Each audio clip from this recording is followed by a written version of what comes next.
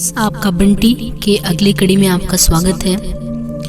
देखिए, बंटी जो कि इस स्थिति में परिस्थितियों की भेंट चढ़ा हुआ है, जो उसकी जिंदगी है ना इधर की ना उधर की। अब उसे यही महसूस हो रहा है कि कम से कम अब मम्मी साथ नहीं दे रही है तो वो पापा के भरोसे ही उन्हीं के साथ रहना चाहेगा। लेकिन देखिए उपन्यास में आगे क्या होता है कि बंटी के बाहर का ही नहीं भीतर का भी जैसे सब कुछ थम नहीं गया, जैसे सब कुछ सहम गया। जिद, गुस्सा, रोना, चिल्लाना। स्कूल से लौटकर पोर्टिको में खड़ा वह अम्मी जोत और मम्मी की राह देखता रहता, पर जब वे लोग आ जाते हैं तो ऐसा उसको लगता नहीं है वह उनकी राह नहीं देख रहा था। तीनों एक साथ उतरते हैं पर बुरा नहीं लगता। ऐ बंटी चल रमी खेले तो खेलने बैठ जाता है। स्कूल से आए नहीं कि तुम लोगों की ताश शुरू हो गई, आज होमवर्क नहीं करना है। मम्मी झिड़कती हैं तो चुपचाप पढ़ने बैठ जाता है। कई बार पेंटिंग करने का मन तो होता है, पर रंग की बहुत सारी शीशियां तो टूट गई हैं, सारे रंग बह गए हैं। अब जो बचे खुचे रंग हैं उनसे कुछ बनता ही नहीं है। मम्मी जब भी उसे अकेला पाती है उनके साथ आकर कारण अकारण प्यार करने लगती हैं। उस समय मम्मी की आंखों में जाने क्या कुछ तैरता रहता है। खाने की मेज पर बैठते समय नजर नीचे किए रहने पर भी अबासात रिकॉर्ड उभराता है और उसकी भुजाएं एक सिरे से दूसरे तक दौड़ती रहती हैं। मम्मी की आंखें उसकी प्लेट में चिपकी हुई हैं, उसे घूरती रहती हैं। जब तक डॉक्टर साहब घर में रहते हैं, मम्मी कहीं भी रहे, कुछ भी करे, उनकी आंखें बंटी के आगे पीछे ही घूमती रहती है, उसे ही देखती रहती हैं। वह पढ़ता है तब भी, वह खाता है तब भी, सोता है तब भी, सतर्क, चौकन्नी और घूरती हुई आंखें। पहले बंटी उन आंखों की एक तीखी सी चुभन महसूस करता था, अब केवल आंखों का होना भर महसूस करता है। सवेरे डॉक्टर साहब की जाती ही मम्मी की आंखें लौटकर उनके अपने चेहरे पर चिपक जाती हैं और वे जल्दी जल्दी कॉलेज जाने के लिए तैयार होने लगती हैं। उस समय तक भी आंखें बिल्कुल बदल जाती हैं। अच्छा, मम्मी बिना आंखों के देखती कैसे होंगी? पर देखती हैं शायद वे वैसे ही जैसे वह आजकल आंखें होने पर भी कुछ नहीं देखती। या कि हो सकता है, बोल बेटी, मैं गुस्सा नहीं हो रही है, से पूछ रही हूँ, भेजी है तूने चिट्ठियाँ? कैसे भेजी? किसके हाथ भेजी? बंटी चुप। क्या बोलने को कुछ है ही नहीं? मैं सोच रही थी या उनका अपना आग्रह, अपनी ही जिद है, पर अगर तूने लिखा है तब तो पता नहीं मम्मी उसे बोल रही है या अपने आप से। एकाएक मम्मी ने बंटी को खींचकर अपने से चिपका लिया। क्यों बंटी, क्या तेरा सचमुच ही मन नहीं लगता? तू पापा के पास जाना चाहता है? जाएगा, ठीक है बेटे, तू वहीं चला जा, तेरे पापा तुझे लेने आ रहे हैं। अब मैं भी नहीं रोकूंगी तुझे। जब तू ही खुश नहीं है तो आखिर अपने पापा से कम जिद्दी तो तू भी नहीं है। और मम्मी की हाथ की पकड़ ढीली हो गई। बंटी तब भी कुछ नहीं समझा। सारी बात तो सवेरे समझ में आई नहीं, सारी बात तो अभी भी उसकी समझ में नहीं आई। बस मालूम हुआ कि पापा आ रहे हैं, पर सारी बात कुछ इससे ज्यादा है। पिछली बार भी पापा केवल उसे मिलने नहीं आए थे, और भी बहुत कुछ कर गए थे। उसे तो बाद में पता लगा था। उसके बाद मम्मी का रोना। इस बार क्या करेंगी? उसने डॉक्टर साहब की ओर देखा। वे सामने सड़क पर नजर गड़ाए हुए गाड़ी चला रहे हैं। पापा ने डॉक्टर साहब को देखा है कभी? बिना जान पहचान के डॉक्टर साहब घर आने के लिए कैसे कहेंगे? सवेरे मम्मी ने बंटी को अपने हाथ से तैयार किया और खुद यूं ही घूमती रही तो डॉक्टर साहब ने पूछा, तुम स्टेशन नहीं चलोगी? नहीं। क्यों? बस यूं ही, तुम और बंटी जाओ। डॉक्टर साहब एक क्षण देखते रहे। ठीक है। फिर उनका चेहरा अखबार में छिप गया। तुम कॉलेज तो नहीं जा रही हो ना? अखबार एक ओर रखकर उन्होंने पूछा तो मम्मी ने ऐसा देखा मानो पूछ रही हो क्या। भाई किसी को तो घर में रहना चाहिए, मुझे तो 10 बजे एक जरूरी मीटिंग में जाना है, पर वे यहाँ आएंगे नहीं। क्यों नहीं आएंगे? I will insist. बंटी तुम भी जोर लगाना बेटे, समझे? और बंटी ने तभी सोच लिया कि वह एक बार भी नहीं कहेगा। पापा यहाँ आ गए तो वह बात कैसे करेगा? तो उसने खुद ही सोचा और उसे फिर एक सिरे से बात उभरने लगी, इतनी कि सब कुछ गड़बड़ होने लगा। पापा घर आ गए तो पापा आएंगे, पर पापा नहीं आए। स्टेशन पर बंटी ने ही पापा को पहचाना। देखते ही हमेशा की तरह पापा ने लपक कर उसे बाहों में भर लिया और गोद में उठाकर ढेर सारे किस्सू दे दिए। फिर जोर से सीने से चिपका लिया। बंटी बेटा, बाहों में भीचे सीने से चिपके चिपके बंटी के मन में बहुत दिनों का जमा हुआ कुछ पिघलने लगा। अनायास ही आंखों में आंसू आ गए। उन्हें भीतर ही भीतर पूछता हुआ वह गोद से नीचे उतर आया। इतना बड़ा होकर वह रोएगा भी नहीं, गोद में भी नहीं चढ़ेगा। पापा की पहली वाली बात याद आ गई, लड़कियों की तरह रोते हो। पापा दोनों कंधों से थामे उसे देख रहे हैं, पर जैसे पहले देखते थे वैसे नहीं, खूब घर घूर देखकर यानी खूब घर घूर घूर के उसको देख रहे हैं। एकाएक लगा जरूर कहीं आगे पीछे से मम्मी की आंखें भी देख रही होंगी। सब लोग उसे इस तरह क्यों देखते हैं? उसे जाने कैसा कैसा लगने लगता है, डर सा। पापा उसी तरह देखते हुए उससे कुछ पूछ रहे हैं, कुछ कह रहे हैं, और डॉक्टर साहब एक तरफ खड़े हैं चुपचाप। और अब डॉक्टर साहब हाथ मिलाकर घर चलने के लिए जिद कर रहे हैं। खूब खूब कुछ और भी कह सुन रहे हैं, और एक तरफ बंटी खड़ा है चुपचाप। बंटी तुम घसीट कर ले चलो पापा को, देखो तो बात ही नहीं मानते। बंटी ने पापा की ओर देखा। पापा वैसे मुस्कुरा रहे हैं पर बिल्कुल नहीं मुस्कुरा रहे हैं। ऐसे कहीं मुस्कुराया जाता है? सारा चेहरा तो कैसा सख्त सख्त हो रहा है। पापा भी कहीं प्रिंसिपल हो गए हैं क्या? अभी भी नजरें बंटी के चेहरे पर ही टिकी है। कहो बेटा पापा से चलने के लिए। चलिए ना पापा, उसने सहमे सहमे स्वर में कहा। तो पापा की नजरों की चुभन और तीखी हो गई। बंटी और भी ज्यादा सहम गया। बात यह है, पापा डॉक्टर साहब से कुछ कह रहे हैं।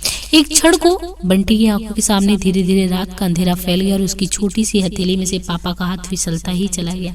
अपने घर के फाटक पर रह गए वह और मम्मी अकेले अकेले।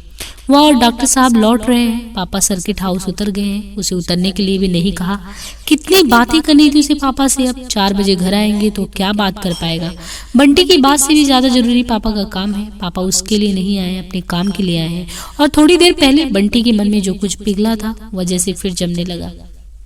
स्कूल भी नहीं गया और पापा भी नहीं ले गए। अब वो क्या करे? इस कमरे से उस कमरे में, भीतर से बाहर यूं ही आ जा रहा है। घर में वह और मम्मी रह रहे अकेले, ऐसा बहुत सा काम होता है आजकल। पर जब भी होता है उसे अच्छा लगता है। तब मम्मी उसे प्यार करती हुई थोड़ी देर के लिए पुरानी वाली मम्मी हो जाती है। आज भी तो दोनों ही हैं। वह कुछ न कुछ करता हुआ मम्मी के पास जाता भी है तो मम्मी बस एक बार उसकी ओर देखती जरूर है, और फिर नजरें हटाकर कुछ करने लगती हैं, जैसे कटी कटी फिर रही हो। वह पापा के पास से आया इसलिए मम्मी नाराज है, दुखी है। अच्छा है, हो नाराज हो दुखी, अभी क्या है? अभी तो वह यही घूमने गया था। जब उसके साथ कलकत्ता चला जाएगा तब पता लगेगा इन्हें। अब कहकर तो देखो उससे कि मत जा, तब वह बताएगा। पर मम्मी ने कुछ भी नहीं कहा। 4:30 बजे के करीब पापा आए तो मम्मी ने ऐसे नमस्ते किया जैसे अजनबी को कर रही हो। जोत भी कैसे देख रही है पापा को। बंटी का मन हो रहा है कि पापा जोत से बात करें, उसे प्यार करें, तभी तो जोत को अच्छे लगेंगे पापा। उसने कहा था कि मेरे पापा भी खूब अच्छे लगेंगे, पर पापा तो कुछ कह ही नहीं रहे हैं।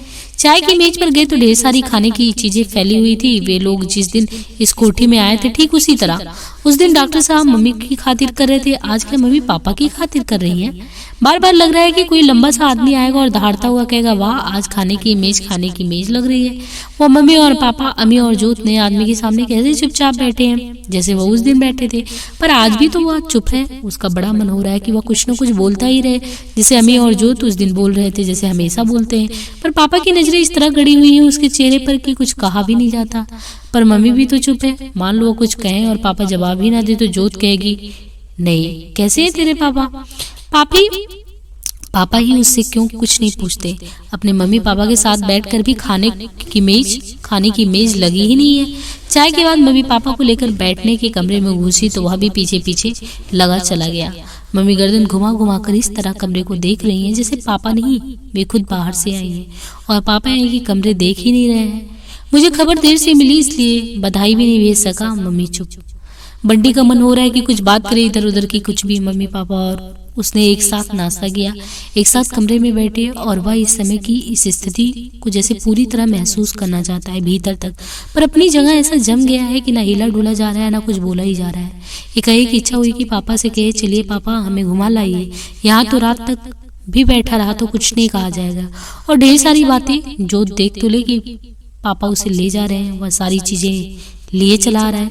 अब मैं उछल उछल कर उसकी चीजें देख रहा, अरे यह भी बंटी है भैया। वैसे तो मैंने लिखा ही था, यो भी सवेरे से मुझे यह बात अधूरी दौड़कर पापा बंटी की ओर देखने लगते हैं।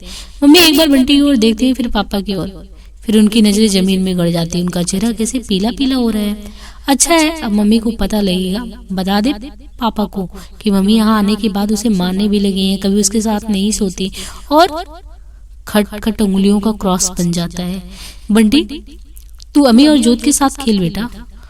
उसे हटा देना चाहती है। डर रही होंगी ना कि बंटी सब बता देगा। वह बिल्कुल नहीं जाएगा और पापा को सारी बात बताएगा। पापा उसी के लिए तो आए हैं। मम्मी को तो पापा से कट्टी है। फिर वह टस से मस नहीं हुआ। पापा उसे देख रहे हैं पर जैसे उसका चेहरा नहीं देख रहे हैं, चेहरे के भीतर और कुछ देख रहे हैं। और मम्मी सहमी सहमी पापा को देख रही हैं। फिर आबासा, जाओ बेटे बाहर खेलो। इस बार पापा ने कहा तो बंटी बनाता हुआ चला गया। स्टेशन पर गया तो बेटे इस समय हमें कुछ जरूरी काम है, शाम को हम आएंगे, अब की बार आए तो बेटे बाहर खेलो। फिर आए किस लिए है यहाँ पर? कहीं अमीर टिली टिली करता हुआ हवा में तैर गया। पर गुस्सा पापा पर नहीं मम्मी पर आ रहा है। पहले मम्मी नहीं थी तो सारे दिन पापा ने उसे कितना घुमाया था, आज जरूर मम्मी ने कुछ और। फिर जैसे पुराने सारे गुस्से एक साथ उभर आए। और जब थोड़ी देर बाद बुलाकर पापा ने प्यार से उसे अपनी गोदी में बिठाकर पूछा, बेटा हमारे साथ कलकत्ता चलोगे ना, मैं तुम्हें लेने आया हूँ। तो मम्मी की ओर देखते देखते ही गुस्से में ऐसे बोला जैसे पापा को नहीं मम्मी को जवाब दे रहा है, जरूर चलूंगा, मैं यहाँ बिल्कुल नहीं रहूंगा। यह बात उसने हजार बार मम्मी को ही तो कहनी चाहिए। अच्छा है मम्मी भी सुन ले। पापा ने उसे अपनी बाह में समेट लिया तो बंटी के मन में अभी का जमा हुआ गुस्सा जैसे बह गया। पापा से चिपका चिपका ही वो रो पड़ा। पापा ने कसकर उसे सीने से चिपका लिया। रो मत बेटे, बंटी रो मत। और उनको अपनी एक तरीके से उनकी अपनी खुद की आवाज भी भीग गई। जाने कहां से देखती हुई मम्मी की आंखें बिल्कुल सूख गई हैं, बिना आंसू की भीगी भीगी आंखें, सफेद चेहरा, पता लगेगा मम्मी को। पापा उसे घुमा रहे हैं, कलकत्ता के बारे में बता रहे हैं, पर बंटी कुछ सुन ही नहीं रहा है। वह सोच ही रहा है या सोच भी नहीं रहा, देख रहा है मम्मी उसके पलंग पर बैठी रो रो कर कह रही है, मत जा बंटी मत जा, मैं तेरे बिना नहीं रह सकूंगी आज तक कभी। और मन ही मन में शर्तें तैरती जो मम्मी के सामने वह रखेगा। मम्मी सब मानेंगी तो वो यहाँ रहेगा। पक्का वाला प्रॉमिस, झूठ झूठ का बहकावा अब नहीं चलेगा। वो क्या जानता नहीं है कि मम्मी उसके बिना नहीं रह सकती। डॉक्टर साहब, अम्मी, जोत, कोठी वोठी सब ठीक है, पर बंटी? अच्छा बंटी, ये डॉक्टर साहब तुम्हें कैसे लगते हैं? अचानक पापा ने पूछा और नजरें बंटी के चेहरे पर गड़ा दी तो बंटी की समझ में ही नहीं आया कि क्या कहे। बस कहीं हल्के से डॉक्टर साहब का चेहरा उभर आया। फिर धीरे से बोला, अच्छे हैं। और उनके ये बच्चे? जोत तो बहुत अच्छी है, बहुत प्यार करती है मुझसे, मुझे कभी मुझसे झगड़ा नहीं करती। अरे पापा ऐसे क्यों देख रहे हैं? लगा जैसे कोई कुछ गलती हो गई हो, पर उसने तो किसी के बारे में कुछ बुराई भी नहीं की। अच्छा कांजी पियोगे तुम? पापा ने उसके बाद कुछ नहीं पूछा। रात में बंटी अपने पलंग पर लेटा लेटा बराबर राह देख रहा है कि कब मम्मी आती हैं और कब रो रो कर उसके सामने गिड़गिड़ाती है। रास्ते में सोची हुई सारी शर्तों को उसने फिर एक बार मन ही मन दोहरा लिया। जोत अपनी एक सहेली के यहाँ गई थी, अम्मी साथ साथ टंगा हुआ चला गया था। अकेले लेटे लेटे बंटी का समय ही नहीं कट रहा है। यो सामने एक किताब खोल रखी है, पर ध्यान तो सारा वही है। मम्मी अपने कमरे में है, डॉक्टर साहब के साथ जरूर रो रही होंगी। हो सकता है डॉक्टर साहब से कह रही हूँ कि वे समझाएं। सोचती होंगी कि मैं उनसे डर जाऊंगा। अब तो पापा भी हैं, अब तो मैं कहूंगा ये सब नहीं चलेगा, मैं बर्दाश्त नहीं करूंगा। अगर कहीं डॉक्टर साहब समझाने आ ही गए तो उनको क्या जवाब देंगे? या तो सोचा ही नहीं, उन्हें कोई जवाब नहीं देंगे। पर कोई आ ही नहीं रहा है, हिम्मत ही नहीं हो रही कि आने की। शायद इतने में जोत और अम्मी आए और सीधे मम्मी के कमरे में घुस गई। ये लोग कैसे उनके कमरे में घुस जाते हैं? जाने क्यों वह इस तरह कभी उस कमरे में घुस ही नहीं पाता। या तो कभी मम्मी ले गई है तो गया है, या फिर छिप पर। थोड़ी देर बाद जोत आई और पूछा, तू कल अपने पापा के साथ कलकत्ता जा रहा है? तो उस कमरे में यही सब बात हो रही है? हाँ, मेरे पापा लेने आए हैं। जाऊंगा नहीं मैं, बंटी इतनी जोर से बोला कि मम्मी अपने कमरे में भी सुन ले। पता नहीं मम्मी ने सुना या नहीं, पर जोत ने सुन लिया और कपड़े बदलने चली गई। कहा तो मम्मी की आंखें उसके आगे पीछे घूमा करती थी, उसके भीतर तक का जैसे सब कुछ देखती रहती थी। आवाज क्या हो गया? उसकी आंखें भी इस तरह घूम फिर सकती हैं तो वह भी देखता कि मम्मी क्या कर रही हैं, क्या कह रही हैं। थोड़ी देर बाद एकाएक मम्मी कमरे के दरवाजे पर आकर खड़ी हो गई। बंटी ने भरपूर नजरों से मम्मी को देखा और फिर किताब पढ़ने लगा, जैसे उसे किसी का कोई इंतजार ही नहीं। धीरे धीरे मम्मी पास आकर बैठ गई। बंटी ने मन ही मन जल्दी से एक बार सब दोहरा लिया, कहीं ऐसा ना हो कि मम्मी रोने लगे तो वह खुद भी रो पड़े। नहीं, रोना वोना बिल्कुल नहीं है इस बार। पर मम्मी कुछ बोली नहीं, बस उसका सिर सहलाने लगी। उसने एक बार फिर मम्मी की ओर देखा। नहीं मम्मी रो तो नहीं रही है, अब रोए शायद। पर जब नहीं रोई तो बंटी ने कहा, मैं कल पापा के साथ कलकत्ते जा रहा हूँ। मम्मी एकटक उसकी ओर देखती रही, जैसे उसकी बात का समझने की कोशिश कर रही हूँ, या कि जैसे उस पर विश्वास नहीं हो रहा है, पर रो तो नहीं रही है। मैं फिर कभी तुम्हारे पास आऊंगा भी नहीं, पापा के पास ही रहूंगा हमेशा। मम्मी उसके बाल और गाल ही सहलाती रही। फिर धीरे से बोली, बंटी जैसे अगले वाक्य के लिए तैयार हो, अब कहो कि मत जा। तेरे लिए क्या क्या लाऊं बेटी, तो अपनी पसंद की चीजें बता दे, वही सब। तो क्या मम्मी उसे रोक नहीं रही है? उसे सचमुच ही भेज रही है? उसके भीतर ही भीतर कुछ ऐंठन हो रही। मुझे कुछ नहीं चाहिए, मैं तुम्हारी कोई चीज नहीं लूंगा। उसने जलती नजरों से मम्मी को देखा, मानो कह रहा हो कि अब तो बोलो, अब रो। पर इस पर मम्मी नहीं रोई। सूखी आंखें और उससे भी ज्यादा सूखा चेहरा। डॉक्टर साहब है ना घर में, इसलिए नहीं रो रही है, डरती जो है। कल देखना। और नहीं रोई तो क्या, वो तो चला ही जाएगा, पापा के साथ खूब घूमेगा, कलकत्ते में नई नई चीजें देखेगा। इतना बड़ा शहर है, घूमते घूमते मर भी जाओ तो खत्म ही ना हो। रात में ही वह पापा के साथ घूमता रहा अजीब अजीब जगहों पर। अचानक कहीं से मम्मी आ गई और उसे गोद में उठाकर रोने लगी। फूट फूट कर वह मम्मी और पापा लौट रहे हैं, चले जा रहे हैं और चले ही जा रहे हैं। जैसे ही घर के दरवाजे पर पहुंचते हैं, पापा डॉक्टर साहब में बदल जाते हैं। और घर भी पता नहीं कौन सा था। सवेरे आंखें खुली तो अपने बिस्तर में था। दूसरे दिन भी मम्मी नहीं रोई, उसे एक बार भी नहीं कहा कि तू मत जा। बंटी खुद रो पड़ा, छिपकर बाथरूम में। नाश्ते की मेज पर सब चुप। जोत और अम्मी उसे ऐसे देख रहे हैं जैसे जानते ही नहीं है। डॉक्टर साहब और मम्मी मेज पर नजरें गड़ाए हुए भी जैसे उसे ही देख रहे हो। सब देखो पर कोई मत कहो कि मत जा। सब शायद यही चाहते हैं कि मैं चला ही जाऊं। मम्मी भी। और जैसे मन में कुछ उफनने लगा, गले में आकर कुछ ऐसा फंस गया कि खाते ही नहीं बना। बस आंसुआई आंखों के सामने से एक बार फिर लाल तिकोन तैर गए। न मम्मी कॉलेज गई, न उसे स्कूल भेजा। बहुत मन हुआ कि कह दे वह स्कूल क्यों नहीं जाएगा। कल भी नहीं गया, आज भी नहीं। उसे पढ़ना नहीं है, उसे बढ़ना नहीं है, पर कुछ भी नहीं कहा गया। गला जैसे किसान एक तरीके से किसी ने भींच दिया हो। गला नहीं, कहीं कुछ और जैसे भींच गया हो। मम्मी चुपचाप उसका सामान जमा रही है, उसके कपड़े, उसके खिलौने। मन हुआ बड़बड़ाता हुआ जाए और एक एक कपड़ा बाहर निकाल कर फेंक दे। नहीं जाएगा वो कलकत्ते, क्यों जाएगा, कैसे जाएगा? 1 महीने बाद इम्तिहान नहीं है उसके। वह रहा है कभी मम्मी के बिना, पर कुछ भी नहीं कहा गया उससे। वह आंसू पीता हुआ इधर उधर घूमता रहा। मम्मी सामान जमाती रही। जैसे जैसे समय बीतता गया, आंसू भी जैसे भीतर जाकर जम गए। और जब सब कुछ जमा गया तो मम्मी उसके सामने आकर खड़ी हो गई। उसके दोनों कंधों को पकड़कर पूछा, बंटी वहां जाकर मुझे बिल्कुल भूल तो नहीं जाएगा? चिट्ठी लिखिएगा मुझे। और देख बेटे, यदि वहां मैं बिल्कुल याद नहीं करूंगा, मैं कभी भी चिट्ठी नहीं लिखूंगा, तो मेरी बाकी सब जैसे भीतर ही घुट के रह गए। अब बोलो, अब रो। और मम्मी आंखें सचमुच छलछला आई और वे कुछ नहीं बोली, चुपचाप लौट गई। पापा को लेने के लिए कार गई हुई है। बंटी का सारा सामान तैयार है। सामान के ऊपर 3-4 पैकेट रखे हुए हैं। मम्मी ने लाकर रखे हैं। वह बिल्कुल नहीं ले जाएगा, मम्मी कहेंगी तब भी नहीं। डॉक्टर साहब भी आ गए हैं। बंटी तो गर्मी की छुट्टियों में यहीं आ जाना, हम लोग फिर चाची अम्मा के पास चलेंगे। वह एक क्षण तक जोत का चेहरा देखता है, फिर कहता है, नहीं मैं क्यों आऊंगा, यहाँ मुझे नहीं जाना है। वहाँ मतलब वो कहता है कि यहाँ मुझे नहीं जाना है कहीं, मैं तो वहीं घूमूंगा छुट्टी में। और उसे लगता है जैसे वह जोश से नहीं कह रहा, अपने आप से कह रहा है। अब तो सचमुच वह कभी नहीं लौटेगा, कभी नहीं। क्या समझ रखा है मम्मी ने उसे? आपने तो बड़ी देर कर दी, हम तो कभी से राह देख रहे हैं। आपके साथ बैठने का तो बिल्कुल समय मिला ही नहीं। पापा भीतर नहीं आ रहे हैं, आई एम सो सॉरी। बस कुछ ऐसा ही हो गया कि फिर कोट की बांह सरकाकर घड़ी देखते हुए बोले, अब तो एकदम गाड़ी का समय हो गया, बंटी तैयार होना बेटे। तो बंटी दौड़कर पापा के पास जाकर खड़ा हो गया। भीतर ही भीतर सहमा हुआ, पर ऊपर से वैसे सधा हुआ। सब देख ली कि उसे भी खूब प्यार करने वाले पापा हैं जो उसे ले जा रहे हैं अपने साथ। कोई मत रोको उसे यहाँ। मम्मी अभी भी नहीं आ रही है। पापा की नजरें भी शायद उन्हीं को ढूंढ रही हैं। मम्मी क्या निकलेंगी यहाँ? बंसीलाल सामान जमाने लगे तो बंटी ने वे पैकेट निकाल कर अलग कर दिए। अरे ये तो तुम्हारे लिए है, ले जाओ बेटा। बंटी कुछ नहीं बोला, चुपचाप उन डिब्बों को सीढ़ियों के एक किनारे रख दिया। पापा ने एक बार घूर कर डॉक्टर साहब को देखा। डॉक्टर साहब का चेहरा जाने कैसा कैसा हुआ है। तभी भीतर से मम्मी निकल कर आई। उन्होंने एक बार पापा की ओर देखा, फिर बंटी को, और फिर पैकेट की ओर। फिर धीरे से आगे बढ़कर उन्होंने बंटी को पकड़कर अपनी ओर खींचा और प्यार किया, पर बोली कुछ नहीं। बंटी छिटक कर पापा के पास चला गया और उनकी बाह पकड़कर खड़ा हो गया, जैसे वह पूरी तरह ये दिखा देना चाहता हो कि वह पापा का बंटी बन गया है और अब पापा के पास ही जा रहा है। गाड़ी में सब बैठे, डॉक्टर साहब, अम्मी, जोत। बस मम्मी बाहर ही खड़ी रही। पापा ने डॉक्टर साहब की ओर देखा and she is very upset, और उन्होंने गाड़ी एक तरीके से स्टार्ट कर दी। ना चाहते हुए भी बंटी की नजर मम्मी की ओर चली ही गई। उनका एक हाथ हिल रहा था और वे शायद रो रही थी।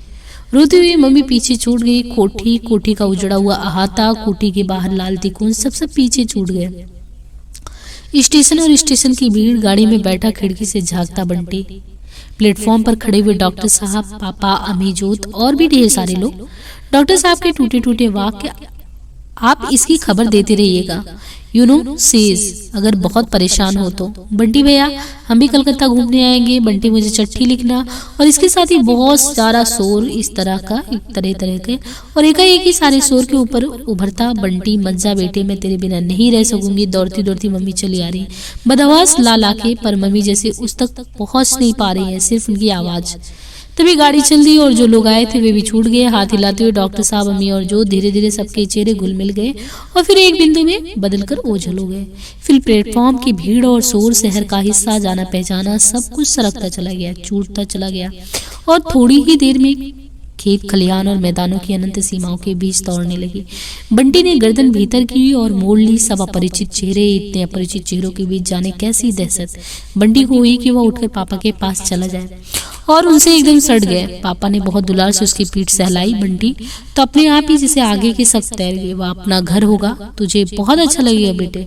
पर पापा पूछ रहे थे, बिस्तर लगा दे, तुम लेटोगे। इतने अपरिचितों के बीच जैसे वह अपने आप से परिचित हो आया है। बस बार बार वो अपने पिता की ओर नजरें उसकी उठ रही हैं। इतने नए नए चेहरों के बीच पापा का जाना पहचाना परिचित चेहरा ही जैसे आश्वस्त करता है। मन हो रहा है कि उन्हें ही कसकर पकड़ ले, कहीं ऐसा ना हो कि पापा भी छूट जाए। थोड़ी थोड़ी देर बाद कोई ना कोई बहाना बनाकर वह उन्हें छू लेता, कभी हाथ पकड़ लेता। लेकिन रात में बंटी फिर उन्हीं परिचित चेहरों और परिचित जगहों के बीच ही घूमता रहा। घूरती हुई मम्मी, उदास उदास मम्मी, चिढ़ाता हुआ अम्मी, प्यार करती जोत, गंभीर गंभीर डॉक्टर साहब, सवाल समझाते हुए सर, साइलेंस साइलेंस, विभू, कैलाश, टीटू, यार बंटी कहाँ चला गया, बंसीलाल, लाल तिकोन, माली दादा, आम का पौधा, ये सब कुछ। पर सवेरे आँख खुली तो चारों ओर नए चेहरे। वह एकदम पापा के पास चला गया और दूसरे दिन जब हावड़ा पर उतरा तो लगा जैसे अपरिचितों के एक छोटे से दायरे में से उठाकर किसी ने उसे अपरिचितों के एक बड़े से समुद्र में ही फेंक दिया। कितनी भीड़, कितना शोर, सब कुछ कितना अनजाना, अनचिन्हा। उसका मन एक अजीब सी दहशत से भर आया। उसने कसकर पापा की उंगली पकड़ ली। धक्के मुक्के के बीच में बराबर यही खटका लगा रहा कि अगर पापा की उंगली छूट गई तो फिर कहीं उसका पता नहीं लगेगा। पापा टैक्सी के लिए क्यों में जाकर खड़े हो गए। बंटी की कुछ समझ में नहीं आ रहा है। बस भकुआई सी आंखों में पापा को देखे जा रहे। तुम यहाँ बैठ जाओ। उसे शायद थका समझकर पापा ने उसे एक बॉक्स पर बिठा दिया। आसपास देखने को कुछ कितना है, इतना नई जगह में, पर वह तो जैसे सब और सुन्न है। बस नजर इस तरह पापा पर टिकी हुई मानो उसे किसी ने वहां कील दिया हो। धूप में पापा की लंबी सी परछाई लेटी है, खूब लंबी सी। वह बैठा हुआ पापा को देख रहा है, पर मन हो रहा है कि जाकर हाथ ही पकड़ ले। पापा का हाथ छूटने से अजीब सी घबराहट हो रही है। आखिर वह उठा, पापा के बगल में जाकर उनसे एकदम सटकर उसने उनका हाथ पकड़ लिया और उनकी छोटी सी परछाई पापा की लंबी सी परछाई में एक तरीके से घुल मिल गई। ये एक बच्चे का यानी बंटी का ये डर था कि अब वो मतलब एक जगह से अलग हुआ, क्या वहां उसके ये प्रेम यहाँ मिलेगा। जस्टिफिकेशन पर क्यों, किस बात के लिए, क्या किया है शकुन ने। अजय बंटी को ले जाना चाहते थे और खुद जाना चाहता था। उसे यहाँ अच्छा नहीं लगता था। इतनी कोशिश करने पर भी वह बंटी को इस घर में रचा पचा नहीं सकी। वह उसे अपने घर समझा ही नहीं पाई, मतलब रख नहीं पाई। पता नहीं क्या चाहता था वह इस घर से। नहीं, शायद शकुन। अजय ने भी न जाने क्या चाहा था उससे, वह नहीं दे पाई थी तो अजय उसकी जिंदगी से निकल गया। अब बंटी भी कुछ चाहता था, पता नहीं बंटी ही चाहता था या कि बजय। एक तरीके से अजय ही बंटी में उतरकर नए सिरे से फिर वही चाहने लगा था जो तब वह उसे नहीं दे पाई थी। नहीं, यह उसका भ्रम है। अजय उसे कुछ नहीं चाहता था। वह अपनी भरी पूरी जिंदगी जी रहा है। उसने शकुन को काट दिया है, शायद कोई कसक भी बाकी नहीं है।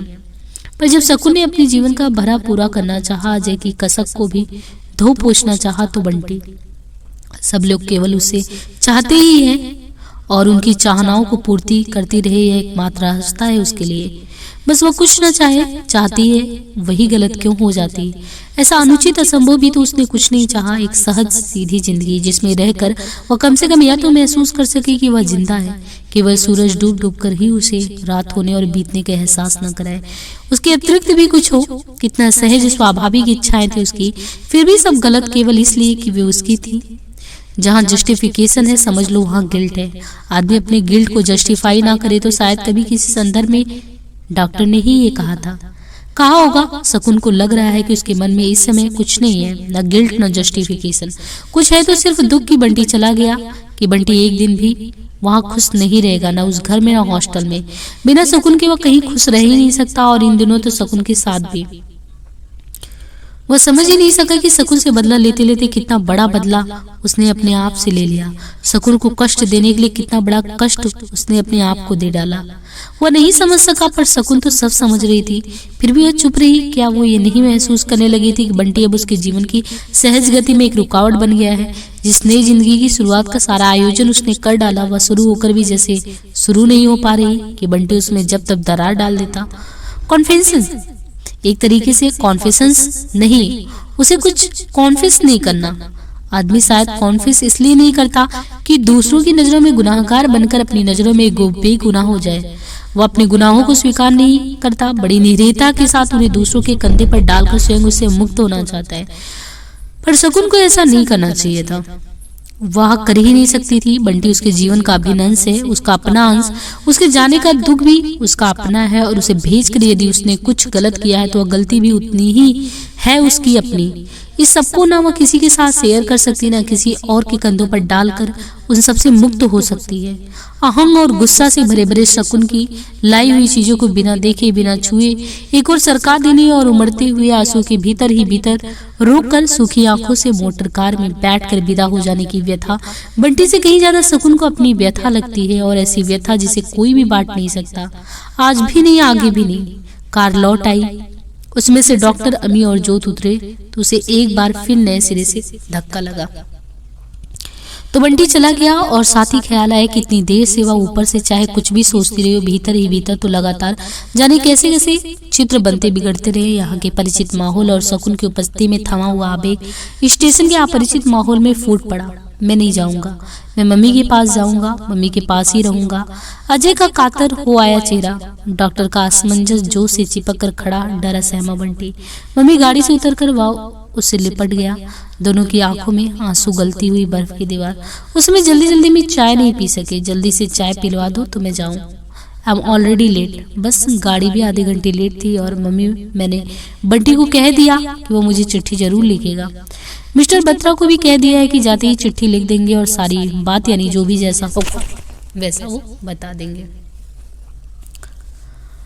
तो इस तरीके से वो और सब चुप हो गए। 2 प्यालों में चाय ढल गई और 2 गिलासों में दूध। बंटी की कुर्सी खाली है। पापा हमारा ज्योमेट्री बॉक्स एकदम बेकार हो गया, हमें नया चाहिए, कल ही हमारा टेस्ट है, आप ड्राइवर के हाथ मंगवा लीजिए। जोत और अम्मी आज भी अपनी जरूरतों के डॉक्टर से ही कहते हैं। बंटी होता तो वह बंटी किससे कहेगा? सर्दी तो खत्म हो ही गई है, 10-15 दिनों में तो पसीने से नहाने का मौसम आ जाएगा। स्टेशन पर तो आज ही बकायदा गर्मी लग रही थी। गाड़ियों में इतनी भीड़ क्यों जाती है पापा? रोज रोज जाने वाले इतने आदमी कहाँ से आ जाते हैं? गाड़ी लेट थी, स्टेशन पर गर्मी थी, स्टेशन पर भीड़ था, सब कुछ था, बस जैसे नहीं था तो बंटी। जैसे सब उसके आसपास से कतर कर निकल रहे हैं, उसे कोई उसके पास नहीं पहुंच रहा है या नहीं पहुंच पा रहा। आज चाय कैसी है? शायद पानी पूरी तरह नहीं खोला, दूसरा पानी आ जाता है। लौटते हुए मैं वर्मा के यहाँ जाऊंगा, तुम भी चलो तो गाड़ी भेज दूं, देख आएंगे, 3-4 दिन से नहीं जा पाए। शकुन ने डॉक्टर की ओर देखा, फिर धीरे से बोले आज रहने दो। अच्छा, डॉक्टर मुड़ गए।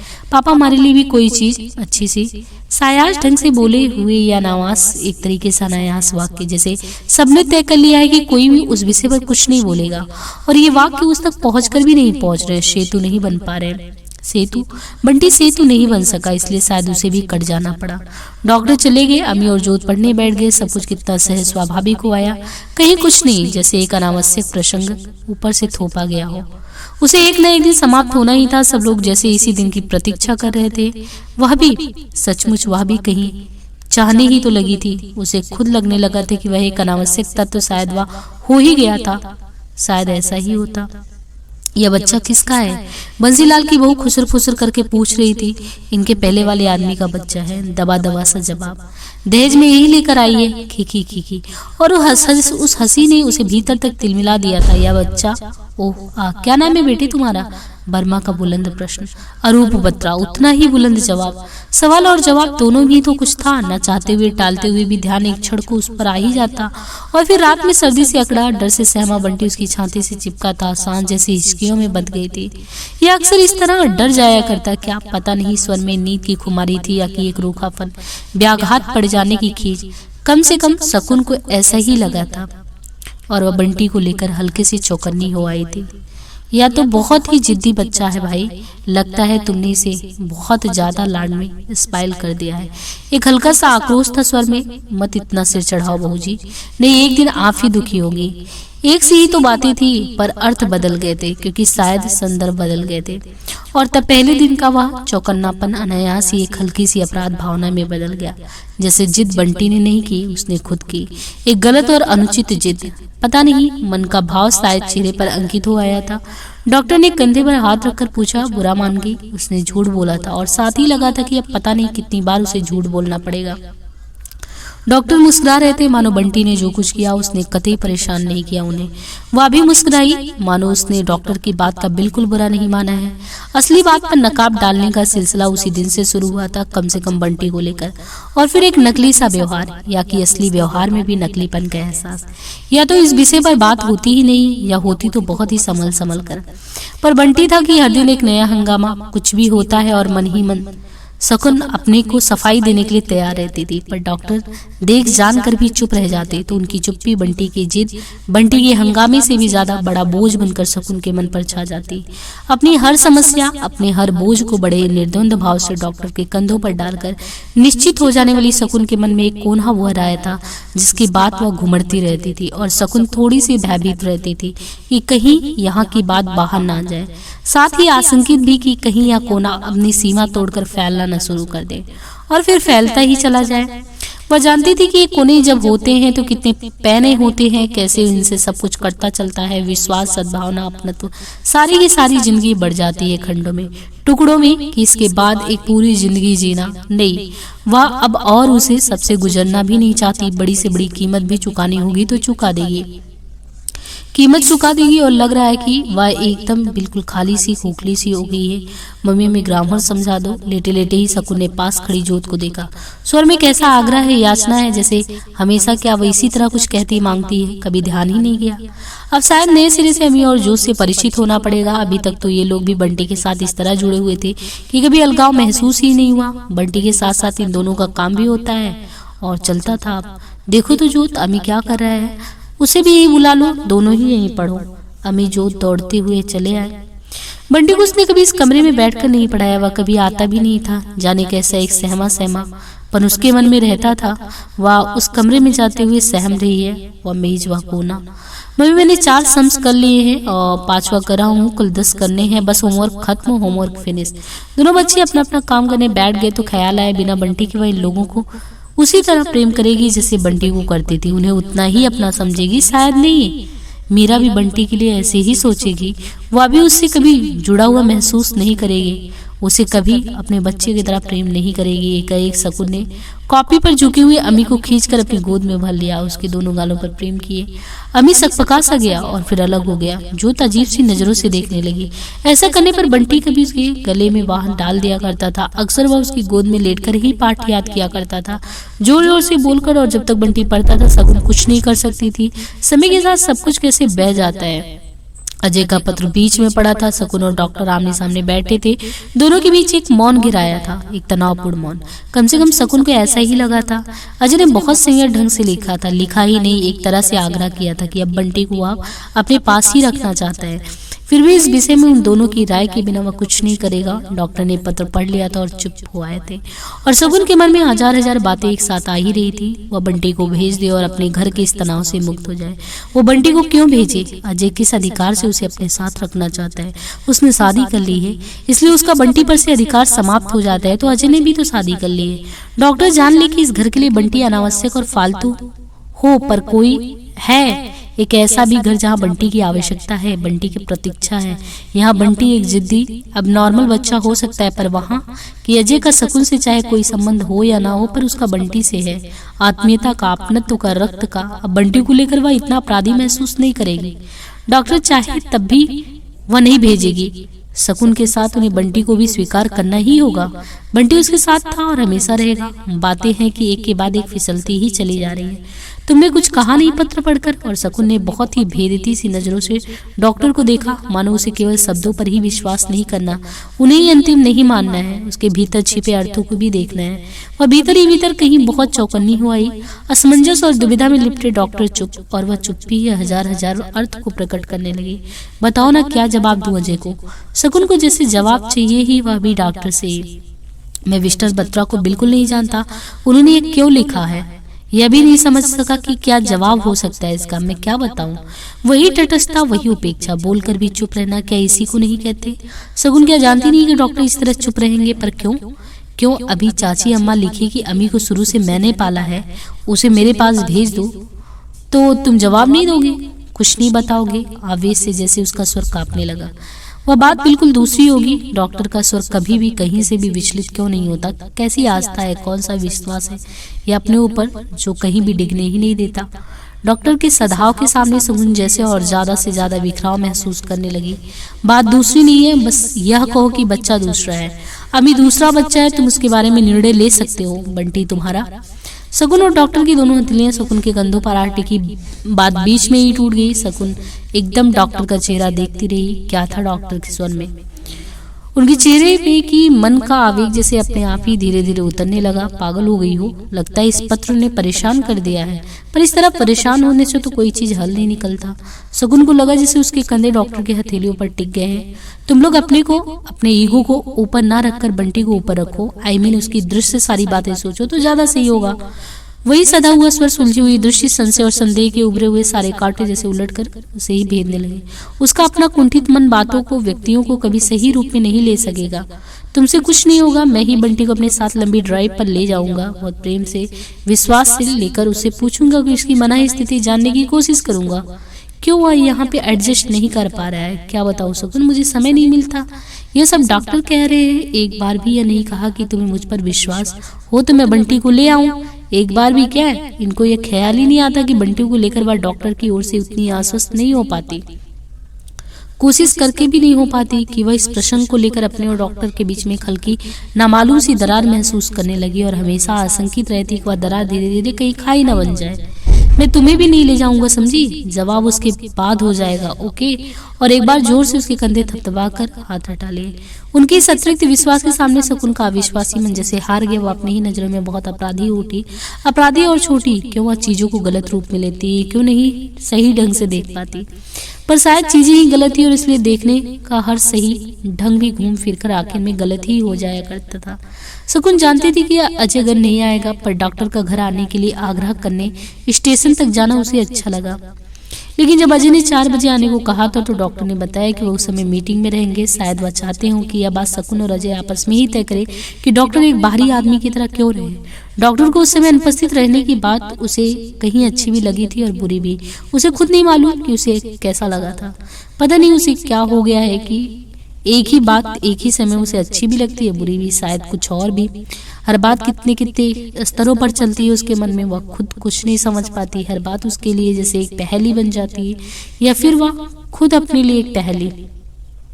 डॉक्टर कैसे एक ही स्तर पर जी लेते हैं एक सुलझी हुई सहज जिंदगी। उसे डॉक्टर से ईर्ष्या भी होती है, डॉक्टर पर गुस्सा भी आता है। क्यों नहीं वह शगुन के मन में होने वाले द्वंद्व को समझ पाते, उसके हर पहलू हर स्तर को देख पाती।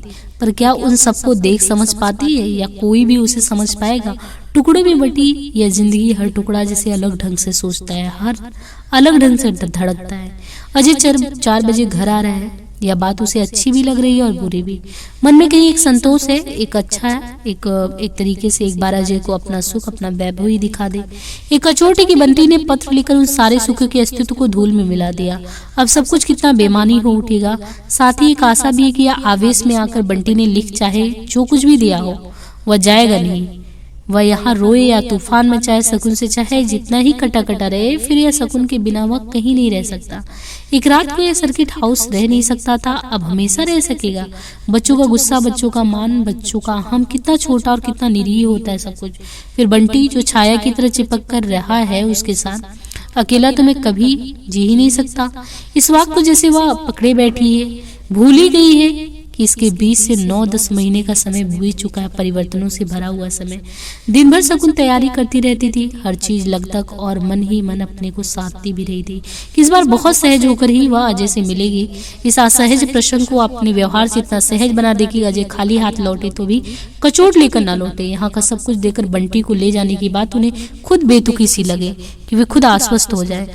पत्र भी तो उसने बहुत सहज ढंग से ही लिखा था, पर चाय की मेज पर घिर आए मौन के नीचे उसकी सहजता अपने आप ही गलने लगी। मेज पर ढेरों चीजें फैली पड़ी थी। उसने खुद सब कुछ बड़े जतन से बनाया सजाया था, पर अजय का ध्यान उधर नहीं था। एक बार उसने अम्मी और जो से जरूर बात की थी, प्यार से ही कहा, कुछ पूछा भी, फिर नजर बंटी के चेहरे पर टिक गई और बस फिर वही टिकी रही। तब नए सिरे से उसका अपना ध्यान बंटी की ओर गया। वो उसे देखने लगी, अपनी नजरों से नहीं, जैसे अजय की नजरों से, और भीतर सब कुछ गड़बड़ाने लगा। कितने दिनों बाद अजय और शकुन आमने सामने कमरे में बैठे हुए हैं। घर के एक कमरे में। कमरा बहुत कोजी है, मन शायद उतना कोजी नहीं है। कम से कम शकुन को ऐसा ही लगने लगा है, घबराहट इम्तिहान में बैठने के पहले जैसे। बंटी के बारे में कुछ सोचा। शकुन की नजरें अजय के चेहरे पर टिक गई। कुछ भी तरह का कोई तनाव नहीं है वहाँ। प्रश्न भी ऐसा है कि कोई जिद और दुराग्रह नहीं, बस जैसे साथ बैठकर सोचने की बात ही हो। तो आज भी ऐसा कुछ है जिस पर साथ बैठकर सोचा जाए। और छड़ांस को फिर जैसे नए सिरे से लगा कि वे साथ बैठे हैं। यह सही है कि बंटी को अब मैं अपने साथ ही रखना चाहता हूँ, फिर भी यह निर्णय मैं अकेले नहीं ले सकता, मेरा मतलब। पर इस समय तो बंटी वैसे भी नहीं जा सकता। अगले महीने उसकी परीक्षाएं हैं, 1 साल खराब नहीं हो जाएगा।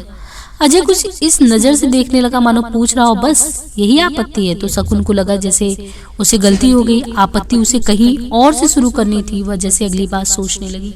कलकत्ते में सेशन जनवरी से होता है और अप्रैल तक एडमिशन हो जाता है। मेरा परिचय है नए लोगों के बीच, यह बहुत सहम जाता है। यो भी इस उम्र में ही बहुत इंट्रोवर्ट होता जा रहा है, मुझे ऐसा लगता है।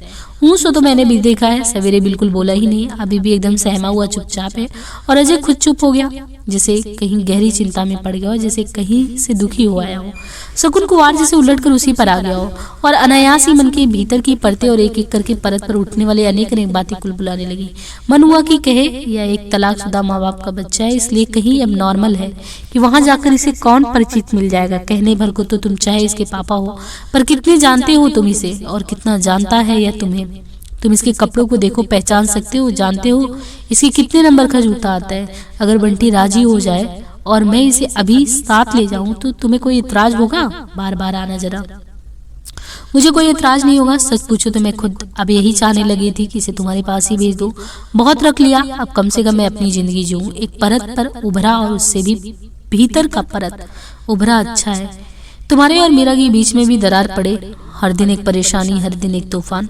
पर ऊपर से उसने बहुत ही संयत ढंग से केवल इतना ही कहा, आप बंटी से ही पूछ लीजिए, हम लोग अपनी अपनी इच्छाएं क्यों थोपे उस पर। और उसे खुद ही लगा कि कहने वाले और सोचने वाले शकुन एक ही है। बंटी आया तो उसने जैसे अपने को कटघरे में खड़ा पाया, फैसले की प्रतीक्षा करते हुए। जाऊंगा, जरूर जाऊंगा। और कमरे का सारा सामान झूलते हुए, पर्दे झिलमिलाते, आड़ फानूस सब एकाएक धूमिल, चारों ओर बिखरा वैभव जैसे एक बिंदु में सिमट गया। मन में कुछ बुरी तरह सुलगने लगा। मन हुआ कि हाथ पकड़कर बंटी को भीतर ले जाए और कहे कि बैठकर पढ़ो, यह एकदम निकाल दो, यह एकदम निकाल दे कि जाओ, अभी जाओ। पर नहीं, वह कुछ नहीं कर सकती। यहाँ आने के बाद से वह बंटी पर धीरे धीरे अधिकार खोती रही। आज तो चाहकर भी वह कुछ नहीं कह सकती। आज अजय अकेले बंटी को लेकर घूमने निकला तो ख्याल आया, उस दिन डॉक्टर अकेले बंटी को लेकर लंबी ड्राइव पर जाने वाले थे। उसे समझने और समझाने के लिए, प्यार से उसके मन में एक नया विश्वास जगाने, एक अपनापन। उस दिन वह नहीं हो सका और इसलिए आज ये हो रहा है। और इस समय छत पर अकेले खड़े खड़े उसे ख्याल आ रहा है, कुछ नहीं, सब बेकार की बातें। शकुन ने शादी कर ली है और इससे अजय के अहंग को कहीं चोट लगी है। बंटी को ले जाकर वह केवल अपने उस आहत अहंग को सहलाना चाहता है। वह शकुन को टॉर्चर करना चाहता है। जब अजय ने शादी की थी तो कभी उसने भी ये ऐसा नहीं सोचा था कि बंटी को कभी अजय के पास नहीं भेजेगी। यहाँ तक कि अब बंटी से उसका मिलना जुलना भी बंद करवा देगी। बंटी को लेकर वह अजय की टॉर्चर कर सकेगी, करेगी। सच हम लोग शायद बंटी को एकमात्र साधन ही समझते रहे, अपने अपने अहम, अपने अपनी महत्वाकांक्षाओं और अपनी कुंठाओं के संदर्भ में ही सोचते रहे। बंटी के संदर्भ में कभी सोचा ही नहीं। 2 घंटे से खड़ी खड़ी वह बंटी के नाम पर अपने डॉक्टर और अजय से जुड़ने कटने की बातें ही तो सोचती रही। एकाएक ही बंटी का टुकुर टुकुर देखता हुआ चेहरा आंखों के सामने उभर आया।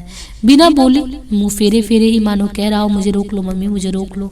और फिर तो जैसे जैसे हजार हजार चेहरे उसके आगे सामने घूमने लगे, उसे प्रेम करने लगे, उसके गले में बाहें डाले हुए, उसके बगल में लेटे हुए, नन्हे नन्हे हाथों से क्यारियां खोदते हुए। और उन चेहरों के साथ ही साथ वह कहीं बहुत गहरे में उतरती ही चली गई। उसने तो अब अपने भीतर झांकना ही छोड़ दिया था। जैसे कटकर वह अतीत में डूब गई थी। डॉक्टर से जुड़कर वह फिर वर्तमान में लौट आई और भविष्य में झांकने लगी। पर आज कितनी बातें हैं, कितने चित्र हैं कि उभरते ही चले जा रहे हैं अपने सारे एक ईगो रेसे के साथ। उन्होंने जो किया तो आपकी मट्टी पलीद हुई, अब जो आप करने जा रही हैं इस बच्चे की मट्टी पलीद होगी। कैसा चेहरा निकल आया है, वह उस निकले हुए चेहरे को क्यों कभी नहीं देख पाई। कहाँ होगी फूफी, ये पौधे तो सूख रहे हैं माली। नहीं बाबूजी साहब सूख नहीं रहे, अभी तो ये जड़ पकड़ ली है। कहाँ, ये पत्तियां तो सूख रही है। माली की हंसी, ये तो सूखेगी ही, उस जमीन के खाद पानी की पत्तियां ये तो सूख कर झड़ जाएंगी, फिर नई पत्तियां फूटेंगी। जड़ पकड़ने के बाद कोई डर नहीं है। और उसने खुद उन मरी पुरजाई पत्तियों को झाड़ दिया था। आप बागवानी की बात नहीं समझती, बंटी भैया से पूछ लीजिए, सब बता देंगे। बड़ी कम उम्र में सब सीख लिया हमारे भैया ने। एक ही बात इतने अर्थ भी लपेट रह सकती हैं अपने में। सुकुन तुम्हारा बेटा तो कलाकार बनेगा। खड़ खड़ करके सैलियां टूटी पड़ी हैं और सारे रंग फैले पड़े हैं। वह रंग की शीशियां और ब्रश भी लेकर आई थी। वहां और कुछ नहीं था तो कम से कम अपनी पेंटिंग ही क्या करेगा, पर अपने सब रंग यहीं छोड़ गया। क्यों नहीं, उसने बंटी को रोक लिया। एकाएक शकुन फूट फूट कर रो पड़ी। वह आवेग 1 या 2 दिन का नहीं था, कई दिनों का था, जिसे वह सधे सधे घूमती थी, कभी भय से तो कभी अपराध से। अब उसे किसी के सामने डरना नहीं है, किसी के सामने अपराधी चेहरा लिए नहीं घूमना है, पर मन है कि इस बात से हल्का और आश्वस्त नहीं हो रहा है, सिर्फ रो रहा है, विसुर विसुर कर अपने को कोस रहा है। मत रो मम्मी। इस तरीके से 2 छोटी छोटी बाहें उससे लिपटी है। टुकड़ों में बटी शकुन जिसे अपने आप को समेटने की कोशिश कर रही है, और शकुन है कि और ही टूटती चली जा रही है, बिखरती चली जा रही है वे बाहें जिसे उसे अपने में समेट नहीं पा रही है। शकुन, डॉक्टर का स्वर छत के सन्नाटे में यहाँ से वहां तक फैल गया।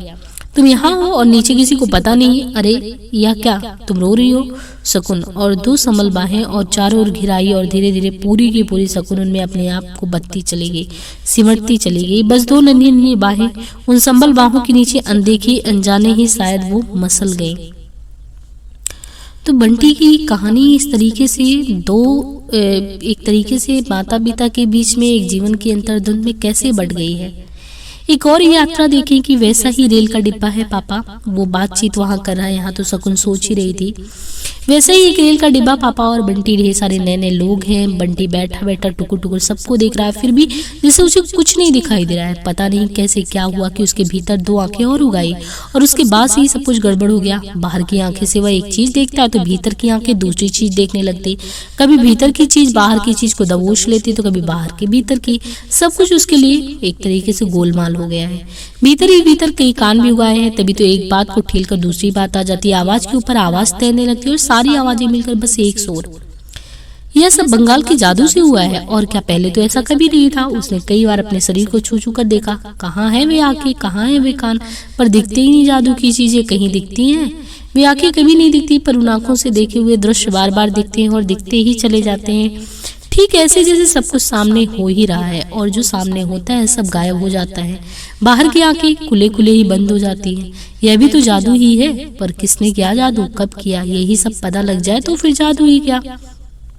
उसने तो पीसी सरकार का जादू भी नहीं देखा। बोटेनिकल गार्डन का बड़ा पेड़, जो दक्षिणेश्वर, बेलूर मठ, केवल नाम सुने थे, आज भी बस नाम ही जानता है। जब तुम सर्दी की छुट्टी में आओगे तब सारी चीजें दिखाएंगे बंटी बेटे तुमको। उस समय कलकत्ते का मौसम भी बस वाह, क्रिसमस की छुट्टी भी रहेगी। समान बातें हुई पापा कह रहे हैं, और पापा के भीतर से एक और पापा उभर रहे हैं। कलकत्ते में तुम्हें भी घुमाएंगे बेटे की किस, बस हर इतवार को पिकनिक पर, और रोज शाम को सैटरडे क्लब। जाते ही तैरना सिखा देंगे, बस रोज तैरना सीखोगे। अब लड़कियों वाले खेल नहीं। और शाम को बालकनी में बैठे बैठे उसकी आंखों के सामने दूर दूर तक फैली हुई कोलतार की सड़कें एकाएक लहराने लगती, और उन पर दौड़ती हुई ट्रॉमे बस दौड़ते भागते ढेर ढेर आदमी मछलियों में बदल जाते हैं, पानी को चीरते हुए तीर की तरह इधर से उधर। अरे तुम इतना चुपचाप क्यों रहते हो बच्चे, ऐसे गुमसुम रहकर मन कैसे लेगा। आओ मेरे साथ भीतर आओ, चीनू के साथ खेलो, उसे प्रेम करो, तभी तो तुम्हें भैया कहेगा। और तभी इस आवाज को तैरती हुई एक और आवाज तैर जाती है, बंटी भैया मैं भी कहानी सुनूंगा, तुम लेटो तो बिस्तर लगा दो, शायद पापा पूछ रहे हैं। एक क्षण बंटी ने पापा की ओर ऐसे देखा मानो कुछ समझ में नहीं आ रहा हो। सचमुच आजकल इतनी चीजें एक साथ घुल मिल जाती हैं कि कुछ भी समझ में नहीं आता। तुम लेटोगे, शायद उसे गुमसुम देखकर पापा ने फिर पूछा। बंटी ने धीरे से नकारात्मक सिर हिला दिया और सरक कर खिड़की के खिड़की के किनारे दोनों हथेलियां रखी और उस पर अपनी थोड़ी टिका ली। आंखों के सामने दूर दूर तक फैले हुए हरे भरे मैदान बिखर के, बड़े बड़े पेड़ और छोटी छोटी झाड़ियां, बिजली के खंभे, उनमें बंधे हुए तार। कभी लगता जैसे सबके सब इसके साथ दौड़ रहे हैं, दौड़े चले आ रहे हैं। कभी लगता बस दौड़ रहा है, बाकी सब पीछे छूटते चले आ रहे हैं। उसने गर्दन निकाल कर देखा, सचमुच सभी तो पीछे छूट गए, कोई साथ नहीं दौड़ रहा है, सब जहां के तहां खड़े हैं। फिर ऐसा लगता क्यों है कि सब दौड़ रहे हैं? मन हुआ पापा से पूछ ले। जरा सी गर्दन घुमाकर देखा, पापा किताब पढ़ रहे हैं। शायद ऐसा ही होता होगा। देखते ही देखते झाड़ियों और पेड़ों से भरे हुए मैदानों में सड़कें उभर आई, लंबी चौड़ी भीड़ भरी, एक दूसरे को काटती हुई सड़कें। बंटी की टैक्सी दौड़ी चली आ रही है। बंटी कसकर पापा की उंगली पकड़े चारों ओर देख रहा है। नई जगह आने का डर और नई नई जगह चीजों को देखने की खुशी। देखा, इतने ऊंचे ऊंचे मकान होते हैं यहाँ। बंटी गर्दन ऊंची करके, या डपल लेकर बसे 2 तल्ले की। वह जब बैठेगा तो ऊपर जाकर बैठेगा। ऊपर की बस कैसे चलती होगी? या ट्रॉम है, रेल की पटरी पर चलती है, या मैदान है इतना बड़ा है, या अपना घर है। सीढ़ी चढ़कर एक गलियारे में खड़े पापा बटन दबा रहे हैं। बंटी दरवाजे पर लगी नेम प्लेट देख रहा है। इस समय उसके और पापा के अलावा वहाँ कोई नहीं है। फिर भी उसने पापा की उंगली पकड़ रखी, उतनी ही कसकर। इस नई जगह में पापा को छूकर, पापा को पकड़ कर कैसे भरोसा करे कि हाँ उनको पकड़ा है। खट दरवाजा खुला और बंटी की नजरें नीची हो गई। अरे आगे तुम, मैं सोच रही थी शायद 1 आध दिन की देर हो जाए इस बार। एक औरत की आवाज आई। नीचे नजरों से सिर्फ पंजों की थोड़ा सा हिस्सा, चप्पल और साड़ी का बॉर्डर दिखाई दिया। पहली बात मन में उभरी, या मम्मी नहीं है? मम्मी के पैरों को वह खूब पहचानता है, उनकी चप्पलों को भी, उनकी साड़ियों के बॉर्डर को भी। ओह, ये है बंटी साहब, तुम तो बहुत प्यारे प्यारे हो भाई। और एक बाह पूरी पीठ को घेरती हुई उसके कंधे पर आ टिकी। नए सिरे से फिर उभरा, नहीं ये मम्मी नहीं, मम्मी की बाहें, मम्मी का छूना। और एकाएक बड़ी जोर से मम्मी की याद आने लगी। पापा की उंगली को पकड़ और ज्यादा कसोगी। हमारे पास आओ बच्चे। इतना शर्मा क्यों रहे हो? बच्चे झट से। बंटी की नजर ऊपर उठी। सामने जो चेहरा था उसमें दीपा आंटी का चेहरा घुल मिल गया, और फिर धीरे धीरे सामने वाला चेहरा खूब साफ होकर उभर आया, मुस्कुराता हुआ चेहरा, पर दीपा आंटी से भी अलग, मम्मी से भी अलग। नजरें फिर झुक गई। वह पापा से और ज्यादा सट गया। पापा रास्ते में जिस मीरा की बात कर रहे थे वो यही है शायद। बंटी को बिन्नी के साथ रहना होगा। बहादुर, चीनू किधर लाओ। एक लड़का गोद में गोरे गुदगुदे से बच्चे को लेकर भीतर आया। चीनू बेटा, पापा ने हुमस कर बाहें फैलाई और उसे बच्चे को गोद में ले लिया। बंटी बेटा, पापा क्या सबको इसी तरह गोद में ले लेते हैं? बंटी का तुम्हारा छोटा भाई है चीनू, खेलोगे इसके साथ, खूब हंसेगा। तो बंटी को एक बार फिर फूले फूले गाल वाला चेहरा देखने की इच्छा हुई। उसने आंखें उठाकर देखा तो उस चेहरे के पीछे कई अम्मी का चेहरा भी ऊपर आया। ये अम्मी है तुम्हारा छोटा भाई। और साथ ही ख्याल आया, जोत क्या कर रही होगी इस समय। और तुम्हें घर दिखा दिया तो बैठने और खाने का कमरा हो गया, और यह देखो सोने का है। तब उसे नीले कमरे से अलग करके ही इस कमरे को देखना पड़ा। डॉक्टर साहब पापा से लंबे हैं। सोने की कमरे से जुड़ा हुआ या छोटा सा कमरा अब से तुम्हारा कमरा होगा। बंटी छोटा तो बंटी का कमरा भी छोटा, और यह बालकनी, यहाँ खड़े होकर कलकत्ते का शोर शराबा देखो। बस हो गया घर। इतने से घर में रहते हैं सब लोग, कोई खुली जगह भी नहीं, और इतने दिनों से मन में बसा हुआ लंबा चौड़ा कलकत्ता, कलकत्ते के ऊंचे ऊंचे मकान, एक क्षण सब गायब। खाने की मेज पर बैठे हैं सब। बंटी वैसे ही चुपचाप नजरें नीचे किए हुए। आज तो तुम्हारे पापा को ऑफिस जाना था, सो जल्दी जल्दी में कुछ भी बना दिया। अब तुम हमें बता दो बच्चा, तुम्हें क्या क्या पसंद है, क्या क्या खाते हो, फिर वही सब बनाया करेंगे। वे बोल रही हैं। बंटी चुप। बता दो बेटी, शर्माते नहीं, यह तो अपना घर है, अपने घर में कैसा शर्माना। अरे ये अपना घर छोड़कर दूसरों के घर खेलने जाएंगे कैसे? अपने घर जैसी लाड साहब करने को मिलती कहाँ है? कैसी मार खा कर आए हो बंटी भैया, तुम तो बस अपने घर के ही शेर हो। और वह 4 कमरे का बंगला नुमा घर अपने लहलाते बगीचे के साथ आंखों के सामने तैर गया। पीछे के आंगन में तुलसी के चबूतरे, टिमटिमाता हुआ दिया, फूफी के हनुमान जी, वह अपना घर होगा बेटा। अपने लोग तो लहलाता बगीचा एक सूखी बंजर आहते में बदल गया, और छोटा सा घर फैलता ही चला गया। यह नीम का पेड़ बाबा ना पापा के जन्म के साथ लगाया था, और दोनों घर एक दूसरे में डूबने उतराने लगे। बंटी कुछ खाओगी बेटा, निकाल दे तुम्हें। बंटी चौका। पता नहीं, पापा कब से उसके पास खड़े खड़े उसका कंधा झकझोर रहे हैं। गर्दन पीतर की तो देखा बैठे हुए लोग किसी बात पर जोर जोर से बहस कर रहे हैं। वह तो सुन ही नहीं रहा था, बाहर के कान बंद थे, शायद भूख लगी या नहीं। पापा उसी के पास गए, बाह में समेट कर उसे अपने से सटा लिया। बंटी तुम इतने सुस्त क्यों हो? तुम इस तरह उदास होते हो, तुम्हें अच्छा नहीं लगता। बंटी ने पापा की ओर देखा, पता नहीं उसकी आंखों में आंसू है या पापा की। बंटी बेटा पढ़ने जा रहा है हॉस्टल में, बहुत होशियार बनकर आएगा वहां से। कितनी कितनी चीजें तो सिखाते हैं वहां पर। तुम तो क्या क्या बोले जा रहे हैं पापा? बस वो सुन रहा है पर समझ कुछ नहीं रहा है। पता नहीं क्या हो गया उसे, आजकल कुछ समझ में ही नहीं आता।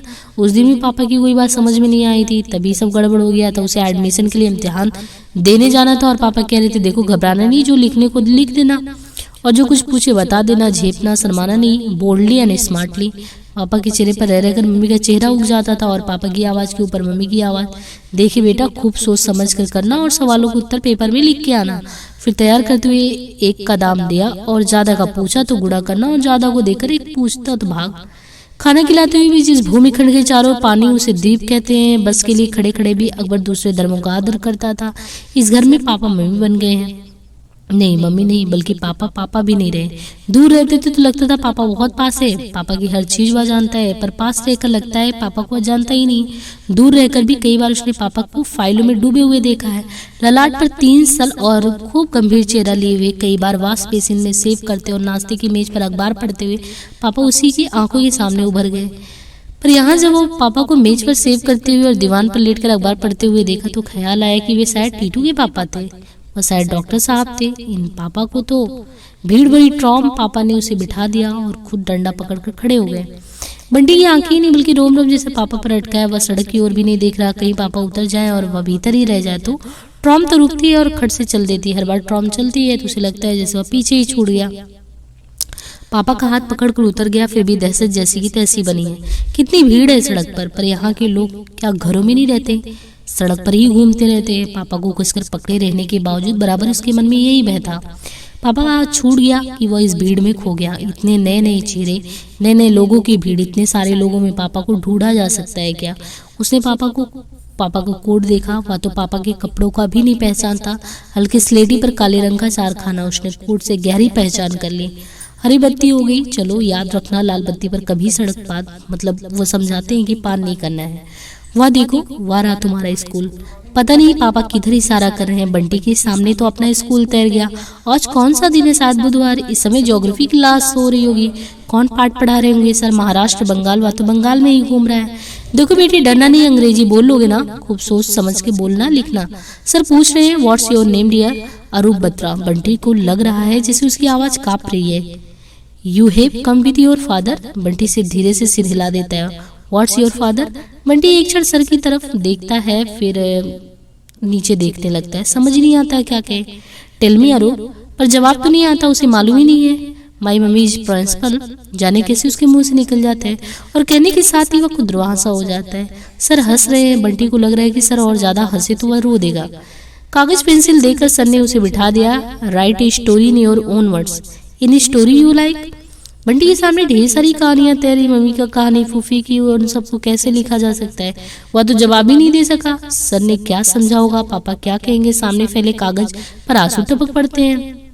शाम को वकील चाचा को आया देकर एकाएक इच्छा हुई कि दौड़कर उनकी बात में झूम जाए, जैसे पहले झूम जाया करता था। पर अपनी जगह से हिला तक नहीं। बस एक बार चाचा की तरफ देखा और नजरें जमीन में गड़ गई। अरे ये क्या? बंटी चुपचाप खड़ा है। देखो मैं तो तुमसे मिलने आया हूँ। चाचा ने पास आकर उसे गोद में उठा लिया और फिर जाने क्यों एकटक उसका चेहरा ही देखते रहे। चाचा की गोद में आकर बंटी को लगा जैसे चाचा अकेले नहीं आए, चाचा के साथ बंटी का अपना पुराना घर भी आ गया है। बंटी की मम्मी भी आ गई है। और तभी ख्याल आया, पहले चाचा आते थे पापा की खबर लेके आते थे, पापा की भेजी हुई चीज लेकर आते थे। अब उसने बड़ी उम्मीद से चाचा की ओर देखा। अरे वकील चाचा आप? वे भीतर से आ गई। क्या हुआ? दया टेस्ट हो गया एडमिशन? चाचा ने बंटी को एकदम अपने से सटा कर बिठा लिया, पर उसका मन हो रहा है उठकर यहाँ से भाग जाए। नजरें हैं कि जमीन में धंसती ही चली जा रही है। कहाँ हुआ एडमिशन? कुछ किया ही नहीं। शायद नर्वस हो गया था कि वो बोल रही है। और तभी कहीं से उभर आया, फूफी आज हलवा बनाओ। बंटी बेटा सेकंड आया है तीनों सेक्शन में। लगता है वहाँ की स्टैंडर्ड और यहाँ की स्टैंडर्ड में बहुत फर्क है। ये तो बताते हैं कि हमेशा क्लास में पता नहीं अंग्रेजों की वजह ही वे ही बोले जा रही है। और चाचा चुप रहे। कोई और बोले मतलब कुछ गड़बड़ है। बंटी का मन हो रहा है कि कहीं चला जाए। इस स्कूल में थोड़ी जान पहचान भी थी। अब आप ही इनसे बात करिए चाचा, मेरी बात तो ये सुनते ही नहीं, यो भी मेरा बोलना। बंटी को लग रहा है कि चाचा की नजर से उसी पे गड़ी है। मैंने इतना समझाया कि देखो अब मत लाओ, पहले उसके एग्जाम्स होने दो, छुट्टियों में लाकर यहाँ रखना। यदि हिल जाए, उसका मन लग जाए तो उसे भर्ती करा देना, वरना बच्चे के साथ भी तो कितनी जाती है। पर इनको तो जैसे झक सवार हो गई। रात रात भर नींद नहीं आती थी। चाचा क्यों नहीं कुछ बोल रहे हैं? पता नहीं वहां से भेज भी कैसे दिया इस तरह। मैं तो बाबा, और कसकर चीनू को उन्होंने छाती से लगा लिया। चाचा शायद बोलेंगी नहीं। बंटी झटके से उठा और बाहर बालकनी में आ गया। किसी ने उसे रोका नहीं, किसी ने उसे बुलाया भी नहीं। वह पापा से कह गई कि पापा उसे वापस मम्मी के पास भेज दे, वो यहाँ रहेगा भी नहीं, यहाँ पढ़ेगा भी नहीं, वो अपने स्कूल में ही पढ़ेगा। पर बाहर के ढेर ढेर शोर में वह उसका अपना सोचना भी दब गया, धुआं उड़ाती हुई बसों और इन सब के बीच। और या तो स्टेशन आ गया, थोड़ी देर नीचे उतरोगे बेटा, पापा पूछ रहे हैं। बंटी ने सिर हिला दिया, पर पापा उतर गए तो लगा जैसे वह अकेला छूट गया। नजरें पापा के साथ लगी लगी चलने लगी। पापा हाथ में दोने लिए चले जा रहे हैं। लो खाओ, सामने समोसे और नमकीन सेब रखे हैं। बंटी खाने लगा। मिर्च तो नहीं लग रही है ना? बंटी ने सिर हिला दिया। पानी पिया तो पी लिया। सीटी है रिजेंटी, फिर सीटी। गाड़ी धीरे धीरे सरकने लगी। प्लेटफॉर्म की सारी भीड़ सब पीछे छूटता हुआ चला गया। उनका एक हाथ उसके कंधे पर आ टिका।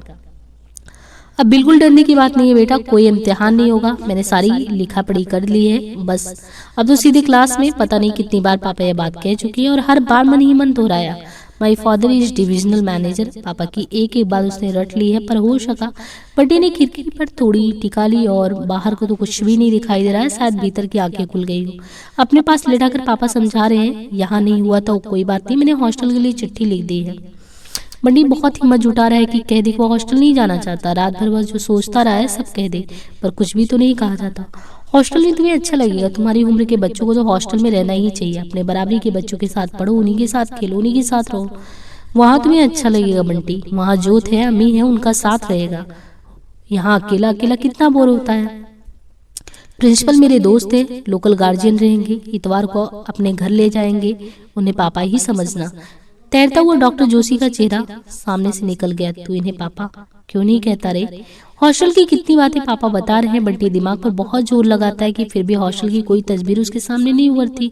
पहले पापा जब कलकत्ते की बात बताया करते तो कलकत्ते की कितनी तस्वीर उभरती थी उसके मन में, एक एक जगह की अनेक अनेक तस्वीर। बंटी तुम अपनी बनाई हुई तस्वीर नहीं लाए बेटा। मीरा जानती हो यह बहुत बढ़िया पेंटिंग करता है, वकील चाचा को बनाकर देगा कि नहीं? एक तुम हॉबी की तरह बागवानी ले सकते हो, पेंटिंग ले सकते हो। कलकत्ते में तो बागवानी के लिए कोई गुंजाइश ही नहीं है, सारा शौक ही मर जाएगा हॉस्टल में। तो हॉबी, तस्वीरें, बागवानी, कलकत्ता, हॉस्टल सब एक दूसरे पर चढ़ते चले जा रहे हैं और एक दूसरे में सब घुलते जा रहे हैं।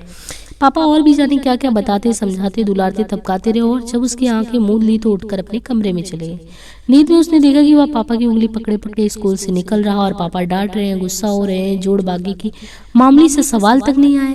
सारे समय उंगली पकड़े पकड़े रहते हैं, चिपक कहीं के, तभी तो किसी के सामने बोला नहीं जाता। ये तो लड़कियों की तरह रोगे, शर्माओगे, और उन्होंने उंगली छुड़ाकर उसे अलग कर दिया। अलग होती ही बंटी जैसे भीड़ में खो गया हो, बदहवास सा। वह चारों ओर देख रहा हो, दौड़ दौड़ कर लोगों को पकड़ रहा हो, पर जिसे भी पकड़ता वह धीरे से हाथ छुड़ाकर आगे चला पड़ता। और नए नए चेहरे, नए नए लोग, नई नई जगह। वह जोर से चीख रहा है, पापा, बंटी, बंटी बेटा। किसी ने जैसे उसे गोद में उठा लिया। उसका नाम कौन जानता है? चेहरा नहीं दिख रहा, सिर्फ आवाज। डर गए बेटा, सपना देखा था, देखो मैं पापा। वो आंखें फाड़ फाड़ कर देख रहा है, सामने पापा का चेहरा दिखाई देता है। या क्या वो रो रहा है? नहीं, उसकी आंखों में नहीं, पापा की आंखों में आंसू है शायद। पापा ने उसे फिर से सुला दिया। कमरे में फिर से अंधेरा हो गया, सिर्फ आवाजें तैर रही है। अंधेरी की आवाज में कितनी अलग तरह की होती है। क्या हाल हो गया है बच्चे का, कितना सहमा सहमा, डरा डरा रहता है। कैसे नहीं भेजे इसे हॉस्टल? या जब सबसे कट कर रहेगा, अपने बराबरी के बच्चों के बीच में रहेगा, तभी नॉर्मल होगा। हो खर्चा जैसा भी हो, जो भी हो। आप मेरी बात ठीक से समझ रही हैं, समझ रहे हैं? ठीक है, मैं अब इस बारे में कुछ बोलूंगी ही नहीं। और फिर आवाजें भी अंधेरे में डूब जाती। अब तुम सो जाओ, बाहर भी तो अंधेरा हो चला है। तो पहली बार ख्याल आया कि सचमुच बाहर तो बिल्कुल अंधेरा हो गया है। इतनी देर से खिड़की पर थोड़ी टिकाए वह देख क्या रहा है। पापा ने खेस बिछाकर तकिया लगा दी तो बंटी बिना एक शब्द भी बोले चुपचाप ले लिया। नींद नहीं आ रही है तो किताब दे, पढ़ोगी लेटे लेटे। नहीं, बंटी को नींद नहीं आ रही थी, फिर भी उसने आंखें बंद कर ली। आंखें बंद करती चारों ओर अंधेरा अंधेरा फैल गया और डिब्बे में बैठे नए नए लोग, सब कुछ उसमें ही मिल गए। फिर दृश्य, फिर तस्वीरें, एक दूसरे को काटती हुई, एक दूसरे को धकेलती हुई। पापा जल्दी जल्दी खाना खाकर ऑफिस चले गए और बंटी अकेला रह गया। यो घर में वे है, बहादुर है, उसकी गोद में लटका हुआ गुदगुदा चीनू है। फिर भी उसे लग रहा है जैसे पापा उसे अकेले छोड़ गए। और यहाँ नया घर और भी ज्यादा नया हो गया। बंटी कहाँ जाए, कहाँ बैठे, क्या करे, कहाँ जाता है? जहाँ बैठता है वही जगह जैसे उसे अपने से परे ढकेलती है। पापा क्या रोज इसी तरह छोड़कर चले जाया करेंगे? वह तो सोचता था वह होगा, पापा होंगे और रोज घूमेगा। बच्चा तुम्हारा खिलौने, किताब वगैरह निकाल दे, खेलो, पढ़ो। वहाँ छुट्टी के दिन अपने मम्मी के साथ क्या किया करते थे? जाने क्यों हर बार दीपा आंटी याद आ जाती हैं। वे मम्मी की उस घर की बातें पूछती जा रही हैं और उनके सामने मम्मी जोत, अम्मी, डॉक्टर साहब, कोठी, सब कुछ उसे कुछ नहीं बोला जाता। चलो तुम हमसे बात नहीं करते तो खेलो।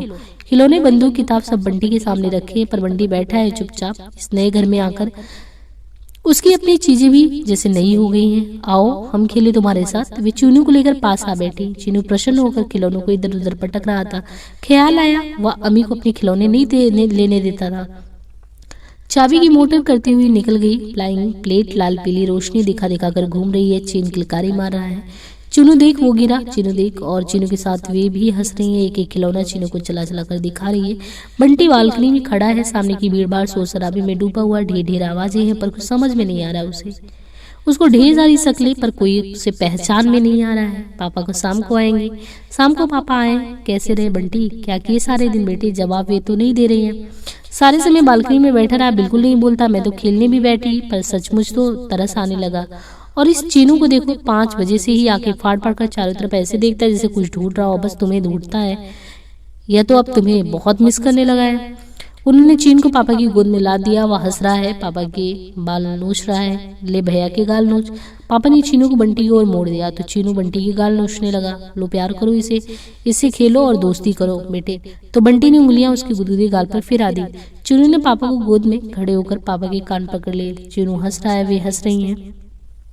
ये तुम्हारे कान खींचकर तुम्हें ठीक करेगा। पापा भी हंस रहे हैं। बंटी चुपचाप उठकर बालकनी में चला गया। जगमगाती बत्तियां, लाल पीली नियॉन लाइट, रात में जैसे सड़क बिल्कुल बदली हुई सी लग रही है। चीजें इतनी बदली कैसी हो जाती हैं? फिर वही प्रश्न, अकेले में डरोगे तो नहीं? सो जाओगे ना?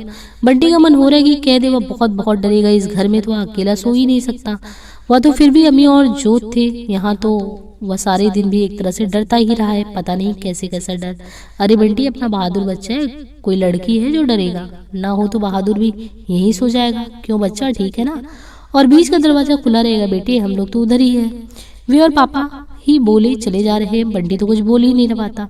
सो जाओगे ना? बंटी ने एक बार पापा की ओर देखा। पापा के साथ उनका चेहरा भी था। और बंटी ने धीरे से कह दिया हाँ।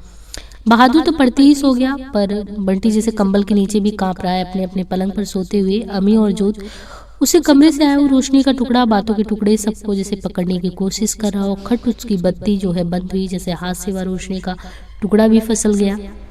जोत और अम्मी के पलंग भी जैसे कहीं अंधेरे में डूब से गए। सिर्फ आवाजें, और फिर बंटी जैसे बिल्कुल अकेला सा हो गया। फिर वही चीजें, वही दृश्य उसके सामने नजर आने लगे। दबे पैरों बंटी दरवाजे पर आ खड़ा हुआ। झाँक कर देखा, अंधेरा गुप्त, कहीं कुछ दिखाई भी नहीं दे रहा था। तभी एक और छोटा सा लाल तारे जैसा कुछ चमक उठा। लाल सुर के क्या है ये? कौन? बंटी दौड़कर अपने बिस्तर में दुबक गया। फिर बिस्तर में लेट कर भी बंटी का दिल धक धक कर रहा था। वह लाल लाल क्या चमक रहा था? पापा ने देखा तो नहीं?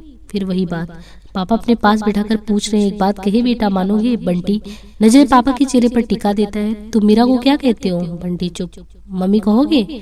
बंटी डॉक्टर साहब को पापा कहा कर बेटे, और तड़ाक से दिया हुआ अपना जवाब ही कानों में गूंज गया। मेरे पापा तो कलकत्ते में है। पर अब जैसे कोई जवाब ही नहीं सूझ रहा। वह सिर्फ पापा की ओर देखता है। छोटी मम्मी ठीक है, तो आंखों के सामने जैसे मम्मी आकर खड़ी हो गई उसकी। बंटी की नजरें झुक गई। शर्म आती है? शर्म की क्या बात है, मम्मी ही तो है। वहाँ की मम्मी वे, वहाँ की मम्मी ये, कहोगे ना? बंटी ने धीरे से हाँ कह दी और कहने के साथ ही जैसे भीतर की आंखें रो पड़ी। पापा पीठ थपथपा रहे हैं। उन्होंने कहीं देख तो नहीं लिया? लड़की की तरह रोते हो। बच्चे उठो बच्चे, बहुत दिन हो गया है। बंद आंखों से ही बंटी सुन रहा है और भीतर ही भीतर सुकड़ा चला जा रहा है, शर्म से, डर से, दुख से। अरे ये क्या पिस्सी कर दी? उसके बाद कुछ पता नहीं, शायद बहादुर कपड़े बदलवा रहा है। कमरे में सिर्फ आवाजें तैर रही है। उनकी आवाजें, पापा की आवाजें, बहादुर की आवाजें, और सारी आवाजों को चीरते हुए कहीं से 2 हाथ आकर बिस्तरे को रजाई से ढक देते हैं। उसके चारों ओर सॉल लिपट जाता है। सब गुपचुप। बहादुर ये चादर ढूलने डालना और गद्दे को उतने हिस्से को धोकर बाहर फैला दो। गद्दा बाहर फैल गया और सड़क पर चलते हर आदमी को भी वैसे ही मालूम पड़ता जा रहा था कि अब बंटी कहाँ खड़ा हुआ करेगा। अपने घर में तो कभी कभार ऐसा कर भी देता था, सुसु नहीं करता था, पर अब शाम को सब जैसे के तैसे हो गए। बस पापा का चेहरा जाने कैसे एकदम मम्मी की चेहरे की तरह हो गया। खाने की मेज पर बैठे बंटी को बराबर लगता रहा। एक तरीके से ऐसा फील होता है कि जैसे पापा की आंखें भी उसकी प्लेट पर चिपक कर उसे घूरेंगी। उसे प्लेट की तरफ नहीं देखा जा रहा है, उनकी और पापा की ओर नहीं देखा जा रहा है। अपने में ही सिमटा सिमटा वो सिकुड़ा है। और बिना कहीं देखे ही लग रहा है जैसे आबासा यानी एक तिकोना सा जो बन जाता था। एक लगा कि जैसे उसे बहुत जोर से सूसू आ रही है। ओ पता लग गया, अभी कहीं भीतर ही हो जाती तो रेल में बैठे इतने आदमियों को भी मालूम पड़ जाता, कहीं हॉस्टल में भी हो गई तो। वह झटके से उठा। बाहर सारा डिब्बा रोशनी से भरा हुआ है। सामने बैठे हुए पापा किताब पढ़ रहे हैं। क्या बात है बेटी, पापा पूछ रहे हैं। पापा को देखकर पापा की आवाज सुनकर लगा जैसे वह पता ही नहीं कहाँ से। बाथरूम जाऊंगा। पापा उसके साथ बाथरूम तक चलते, भीतर कोई है। वे दोनों बाहर खड़े हैं। पापा ने एक सिगरेट लगा ली और खिड़की की तरफ से रख गए। बाहर खूब अंधेरा। पापा ने सिगरेट का एक और कस तो सिरा दमक उठा। लाल तारा बाहर के गाढ़े अंधेरे में जाकर वह तारा टक गया। एक रहस्य था जो खुल गया। बंटी जैसे कहीं से हल्का हुआ आया हो। हिलती ट्रेन में बाथरूम जाने में उसे थोड़ा डर लगता है, पर हिम्मत करके घुस गया। अब खाना खाकर ही सोना। पापा टोकरी में से डिब्बे निकालने लगे। बंटी खिड़की में से झांकने लगा। स्याह अंधेरे में जुड़े हुए रोशनी के छोटे छोटे चौखोटे की पूरी तरह कतारें उसके साथ साथ दौड़ी चली जा रही हैं। एक क्षण को बंटी का मन कहीं से पुलक आया। मन हुआ हाथ निकाल कर एक चौक को पकड़ ले। सिर आगे किया तो सामने वाले चौकटे पर ही एक काला सा धब्बा उभर आया। बंटी सिर हिलाकर हाथ हिलाकर उसमें तरह तरह की आकृतियां बनाने लगा। जोत और अमी होते तो उन्हें दिखाते। मन हुआ पापा को बुलाकर दिखाए, बेटे इधर ही आ जाओ। और खाते हुए बंटी ने पहली बार डिब्बे में बैठे हुए लोगों को देखा। डिब्बे को पूरी तरह देखा। लगा जैसे वह अभी भी डिब्बे में घुसा है। यह मूंछ वाला आदमी उसके सर जैसा नहीं है। उसने एक पूरी ली और सब्जी उसे अच्छी लगी। खाना खाकर वह पापा को भी रोशनी की चौकते दिखाएगा। क्यों साहब, हॉस्टल का खर्चा कितना पड़ जाता होगा? तो इस आदमी को मालूम है कि ये करीब 250 के करीब। लेकिन और पापा ने बात बीच में ही छोड़ दी। हॉस्टल और रोशनी की चौकटों पर जैसे कहीं से एक धुंध की परत छा गई। लेटा तो साथ साथ दौड़ती हुई रोशनी के सारे चौकटे स्याह अंधेरे में ही घुल गए। वह चमकता हुआ लाल तारा भी डूबा और बंटी उस अंधेरे में डूबता ही चला गया। और फिर उस अंधेरे में से एक और अंधेरा उभरा। सारा हाल अंधेरा गुप्त, केवल आवाज तैर रही थी। बंटी को अजीब सी धुकधुकी हो रही थी। कैसा जादू होगा। देखते ही देखते एक बड़ा फीका हल्का सा प्रकाश फैला और सिर पर नीला आसमान तन गया। झिलमिल सितारे चमकने लगे। बंटी चकित जादू में बंधा हुआ अलग अलग तारों के नाम और भी जाने क्या क्या। और धीरे धीरे वह भूल ही गया कि वह प्लेटोरियम में बैठा हुआ है। बंगाल का जादू, दिन में ही रात, छत में सितारे, सिनेमा वाले नहीं सच्ची मुच्ची के। बंटी पुलकित उसने जादू देखा। प्लेनेटोरियम से विक्टोरिया मेमोरियल तक बंटी पापा के साथ छलांग लगा कर चलता रहा। वहां भी बहादुर और चीन के साथ बैठे हुए हैं। चारों तरफ ढेर ढेर लोग हैं। यहाँ के लोग घरों में कभी बैठते ही नहीं क्या। उन्होंने चीनों को पापा की गोद में बिठा दिया। मूसला मुड़ी, चीना बादाम, मुरमुरे और मूंगफली, धतरी की या भी कोई नाम हुए। बड़ी देर तक बंटी को जैसे हंसी आती रही। पास ही उगी हुई कदली की क्यारियों में कितनी घास फूस उगाई है। बंटी गया और क्यारी की सफाई करने लगा। छी इतनी गंदी क्यारी। अरे बच्चा, वहां मिट्टी क्यों खोदा खादी कर रहे हो? हाथ गंदे हो जाएंगे। झट से बंटी ने हाथ खींच लिए। क्यारी बहुत गंदी थी पापा, पौधे खराब नहीं हो जाएंगे? उसने पापा को जैसे सफाई दी। पापा एक क्षण उसकी ओर देखते रहे, फिर उनका चेहरा जाने कैसे कैसे हो गया। बंटी ने कुछ गलत कर दिया? नहीं, पापा ने तो उसे गोद में उठाकर प्यार किया। रात में सोया तो छत पर फिर तारे झिलमिलाने लगे। जमीन पर चाबी वाली मोटर दौड़ने लगी। फ्लाइंग प्लेट घूमने लगी। दो पहलवान बॉक्सिंग करने लगे। चीनों की किलकारियां गूंजने लगी। हम भी चलाएगा साहब, हम भी चलाएगा। अपनी मिचमिची आंखों को झपकते खेलते बहादुर और हर चीज को बड़े ही कौतुक से देखने लगा। तुम बहस मत करो मीरा। एक हवा के बीच में कहीं मोगरा खिलाया तो कहीं डहलिया। तुम बहस मत करो मीरा, इस बात पर कुछ भी मत कहो। एकाएक सारी तारे बुझ गई। मोगरा और डहलिया गायब हो गए। सारा दृश्य जहां का तहां स्थिर हो गया। सिर्फ पापा की आवाज यहाँ से वहां तक गूंजती रही, गुस्से से भरी हुई आवाज। मुझे किसी और स्कूल में कोशिश नहीं करनी, उसे हॉस्टल ही भेजना है। यहाँ घर में रखने के लिए मैं उसे नहीं लाया हूँ। मैं क्या जानता नहीं कि इस घर में। और फिर बातों के टुकड़े टुकड़े। अब नॉर्मल महीना कैसे चलेगा? तुम्हारी जिद, मेरा तो कुछ कहना ही गलत है। और फिर केवल आवाजें, बिना शब्दों की आवाजें, कभी जोर जोर की, कभी दबी हुई फुसफुसाती हुई। और फिर सन्नाटा। तो पापा उसे सचमुच हॉस्टल भेज देंगे? हॉस्टल भेजने के लिए यहाँ लाए? सन्नाटा और ज्यादा गहरा हो गया। बंटी ने अपने दोनों पैर सिकोड़कर पेट से सटा लिया और दोनों हथेलियों की जांघों के बीच दबोचकर अपने को पूरी तरह समेट लिया। न्यू मार्केट की भीड़ भाड़, चहल पहल, बाजार नहीं जैसे कोई प्रदर्शनी हो। पापा के हाथ में लिस्ट है और चीजें खरीदी जा रही हैं। बंडल है कि बढ़ते ही जा रहे हैं। बंटी कभी दर्जी के यहाँ खड़ा नाप दे रहा है, कभी जूते वाले के यहाँ जूते पहन कर देख रहा है। एक साइज बड़ा ही दो, बच्चे को बहुत बढ़ते देर नहीं लगती। जूते, मोजे, बनियान, पैंट, शर्ट, जाने कितनी चीजें। बंटी को सिर्फ पापा के साथ रहना, अपना नाप देना है। चुनने का तो कोई प्रश्न ही नहीं। कपड़ा, रंग, डिजाइन, संख्या सब कुछ पहले से ही तय है। ये वाला नहीं तो वाला, नीला नहीं तो ब्राउन, बटन नहीं तो जिप। इस तरीके से लिस्ट पर टिक मार्क लगता जा रहा है। सूटकेस, अटैची, एयरबैग, होल्ड ऑल, बंटी का नाम, पता, सब कुछ एक तरीके से तैयार हो गया। बाहर की भीड़ भाड़ से लौटते तो बड़ा घर सुनसान सा लगता है, एक अजीब सा सन्नाटा जहाँ कहीं भी वे पापा और बंटी बैठते, जाने कहाँ से बंटी के मन में आभासा उभर आता। उसके बाद बराबर लगता है कि पापा की आंखें भी सब तरफ से बस उसे ही देख रही हैं, पर मम्मी की तरफ पापा की आंखों को उसने कभी नहीं देखा था, न प्लेट में ना इधर उधर। मम्मी की आंखों को देखे भी कितने दिन हो गए। बंटी की सारी चीजों पर नाम टक गए। आज रात को टॉक दूंगी, आज रात को जरूर टाक देना, इट इज अ मस्ट, मुझे मालूम है। और रात में बड़ी बाथरूम जाने के लिए उठा तो देखा अपने चारों ढेर सारे कपड़े फैलाए हुए नाम टाक रही हैं। बंटी एक क्षण ठिठक कर देखता रहा। जा बेटी, तू जाकर खाना खा ले और सो जा, मैं सब कवर चढ़ा दूंगी। क्षण भर की दोनों चेहरे, दोनों दृश्य एक दूसरे में घुल मिल गए। सामान बदल रहा है, उसके पुराने कपड़े, उसके खिलौने, उसका बक्सा सब अलग करके रख दिए गए हैं। बंटी चुपचाप बैठा बस देख रहा है और कहीं उभर रहा है। ये सब खिलौने इस टोकरी में जमा दो बंसीलाल, ये सब बंटी की पसंद के खिलौने। बंदूक नहीं आ रही तो हाथ में ले जाएगा, ये तो उसकी खास चीज है। बहादुर और चीनू उन खिलौनों पर जुटे हुए हैं। टैक्सी नीचे खड़ी है, बहादुर सामान उतार रहा है, सारा नया नया सामान उसका नाम हो तो इनमें से एक भी चीज को पहचान भी ना पाए। वे नीचे खड़ी है, बहादुर चीनू को लिए खड़ा है, पापा पीछे सामान जमा रहे हैं। प्यार करवाकर और नमस्ते करके बंटी टैक्सी में बैठ गया। जाने कैसे मम्मी का चेहरा रह रहकर उनके चेहरे पर चिपक जाता है। पूरा का पूरा दृश्य किसी और दृश्य के साथ घुल मिल जाता है। कभी वे मम्मी बन जाती है, कभी वे रह जाती है। टैक्सी चली तो उन्होंने हाथ जरा ऊपर उठाकर हिला दिया। वे बहादुर चीनू सब पीछे छूट गए। एक क्षण को आगे के सामने वो कमरा उभर आया जिसमें अभी अभी वह सारा सामान और खिलौने छोड़ कर आया। अब शायद वह कभी बंदूक नहीं चला पाएगा। बार बार उसे लग रहा है जैसे पापा उसे बाहों में समेट कर अपने पास खींच लेंगे, कुछ कहेंगे नहीं। ऐसा तो मम्मी करती थी, पता नहीं क्यों पापा का, पम्मी का, उनका चेहरा सब उसके सामने गड़बड़ हो रहा है। हरे कृष्ण कृष्णा कृष्णा हरे, जोर जोर से गाने की आवाज आ रही है। बंटी की आंखें खुल गई, वो गाड़ी में है, गाड़ी शायद खड़ी है, डिब्बे में ही कोई गा रहा है। बंटी उठकर बैठ गया। दो लड़के लड़की की टिक्की बजाकर वो झूम झूम के गा रहे हैं। पानी पियोगी बेटा, उसे उठा देकर पापा ने पूछा। पापा के पूछने से लगा कि उसे प्यास लग रही है, शायद बहुत देर से प्यास लगी है। पानी पीकर बंटी फिर से गया, सो गया। वे लड़के उतर गए और हरे हरे की आवाज जैसे सारे डिब्बे में भर गई। हर तरफ से जैसे वही आवाज आ रही थी। गाने की आवाज में ढेर ढेर आवाजें मिलती ही जा रही थी। आवाजें आकार ले रही थी, चले बा, चलना, इस तरीके से। एक तरीके से यह कम्युनिटी का जुलूस है, कलकत्ता जुलूसों का शहर है, पापा बता रहे हैं। बंटी रोज जुलूस देखता है और लोगों के साथ साथ खुद भी चिल्लाता है।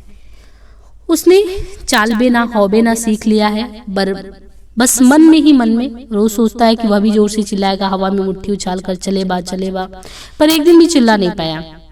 बोलो हरी हरी, बोलो हरी हरी, इस तरीके से मरे हुए आदमी को यहाँ इसी तरह से ले जाते हैं, पापा ने बताया। तो बंटी एक क्षण को सख्ते में आ गया। अनायास ही दोनों उंगलियां जुड़ गई। स्काउट मास्टर ने बताया था कि डेड बॉडी को देखकर सल्यूट करना चाहिए। मुंह भी खुला हुआ। मरा हुआ आदमी क्या जिंदा आदमी की तरह ही होता है? कहीं जिंदा आदमी को ही तो नहीं ले जा रहे हैं। 2 दिन तक उठते बैठते सोते जागते हरी बोल ही गूंजता रहा। धीरे धीरे सीधी आवाज गायब हो गई सारी। वह पापा के साथ चला जा रहा है एकदम नई और सुनसान जगह। वह सामने तुम्हारा हॉस्टल है, पापा ने कहा तो बंटी की आंखें ऊपर उठाई। कहीं भी तो कुछ नहीं, तुम्हें प्रिंसिपल से मिलवाकर सबसे जान पहचान करवाकर शाम को हम चले जाएंगे। और पता नहीं बंटी को क्या हुआ कि पापा जाए उसके पहले वही पापा को छोड़कर दौड़ पड़ा है। वह दौड़ता जा रहा है बिना पीछे मुड़े, बस आगे ही आगे। नदी नाले पहाड़ मैदान सब पार करता जा रहा और फिर पता नहीं कहाँ गिर जाता है। सफेद दाढ़ी सफेद जटा खड़ाऊ कमंडल एक साधु उसके पास खड़े हैं। वह डर नहीं रहा है। इन साधु को तो उसने कई बार देखा है पर याद नहीं आ रहा कहाँ कब। तुम कौन हो बेटा, कहाँ से आए हो? बंटी याद करने की कोशिश कर रहा पर जैसे उसे कुछ भी याद नहीं आ रहा है। बोलो बेटा बताओ। वो बहुत जोर से सोच रहा है वो कहाँ से आया है, कहाँ से, और उसके मन में एक अजीब सी दहशत बनने लगी। डरो नहीं, बताओ बेटा। वे उसके कंधे थपथपा रहे हैं। बंटी उठो बेटा, उतरना है। कोई उसे कंधों से पकड़े हुए है और याद करने की कोशिश कर रहा है वह कुछ जवाब दे सके।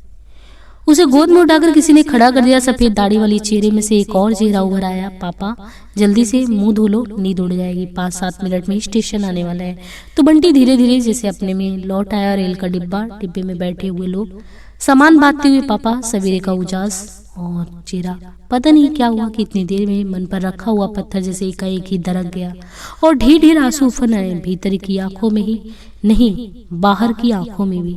आंसू भरी आंखों के सामने डिब्बे की हर चीज, बैठे हुए अजनबी लोगों के चेहरे और धुंधले हुए और फिर एक दूसरे में मिल गए। पापा का चेहरा भी उन्हीं में मिल गया और फिर धीरे धीरे सारे चेहरे एक दूसरे में गट्टम गट्ट हो गए।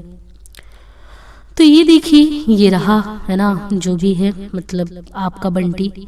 आपको सुनते हुए भी कई बार आंसू भी आएंगे। अगर बहुत ही मार्मिकता से परिपूर्ण एक तरीके से समाज में देखे, अपने परिवेश में, तो ये चीजें हो रही हैं। और इस तरह एक बच्चे की मना स्थिति को इतनी अच्छे से लेखिका ने उभारा है कि आप पढ़ते वक्त आपको कभी भी नहीं लगेगा कि बनावटी है। ये मना स्थिति है एक बच्चे की, कितना दुविधाग्रस्त जिंदगी वो जी रहा है, इतना असहाय सा महसूस करा। उसके अपने होते हुए भी कोई अपना नहीं है, सब कट गए हैं, या परिस्थितियों ने काट दिया है, या समय की रेस में सब आगे निकलने की होड़ में उसे पीछे छोड़ दिए हैं। तो आज के लिए इतना ही। हमारे यूजीसी नेट के ये सिलेबस में था, और भी उपन्यास हैं, हालांकि ये बहुत ही अच्छा उपन्यास है और वर्तमान में भी प्रासंगिक बना ही हुआ है। आज के लिए इतना ही, धन्यवाद। अपना सपोर्ट जरूर बनाए रखें, है ना। जितना आप सपोर्ट बनाए रखेंगे हम फटाफट उसको, क्योंकि अपने यूजीसी में और भी सारे उपन्यास लगे हैं, उनको कराते जाएंगे। और ज़्यादा से ज़्यादा लोगों तक शेयर कीजिए। धन्यवाद।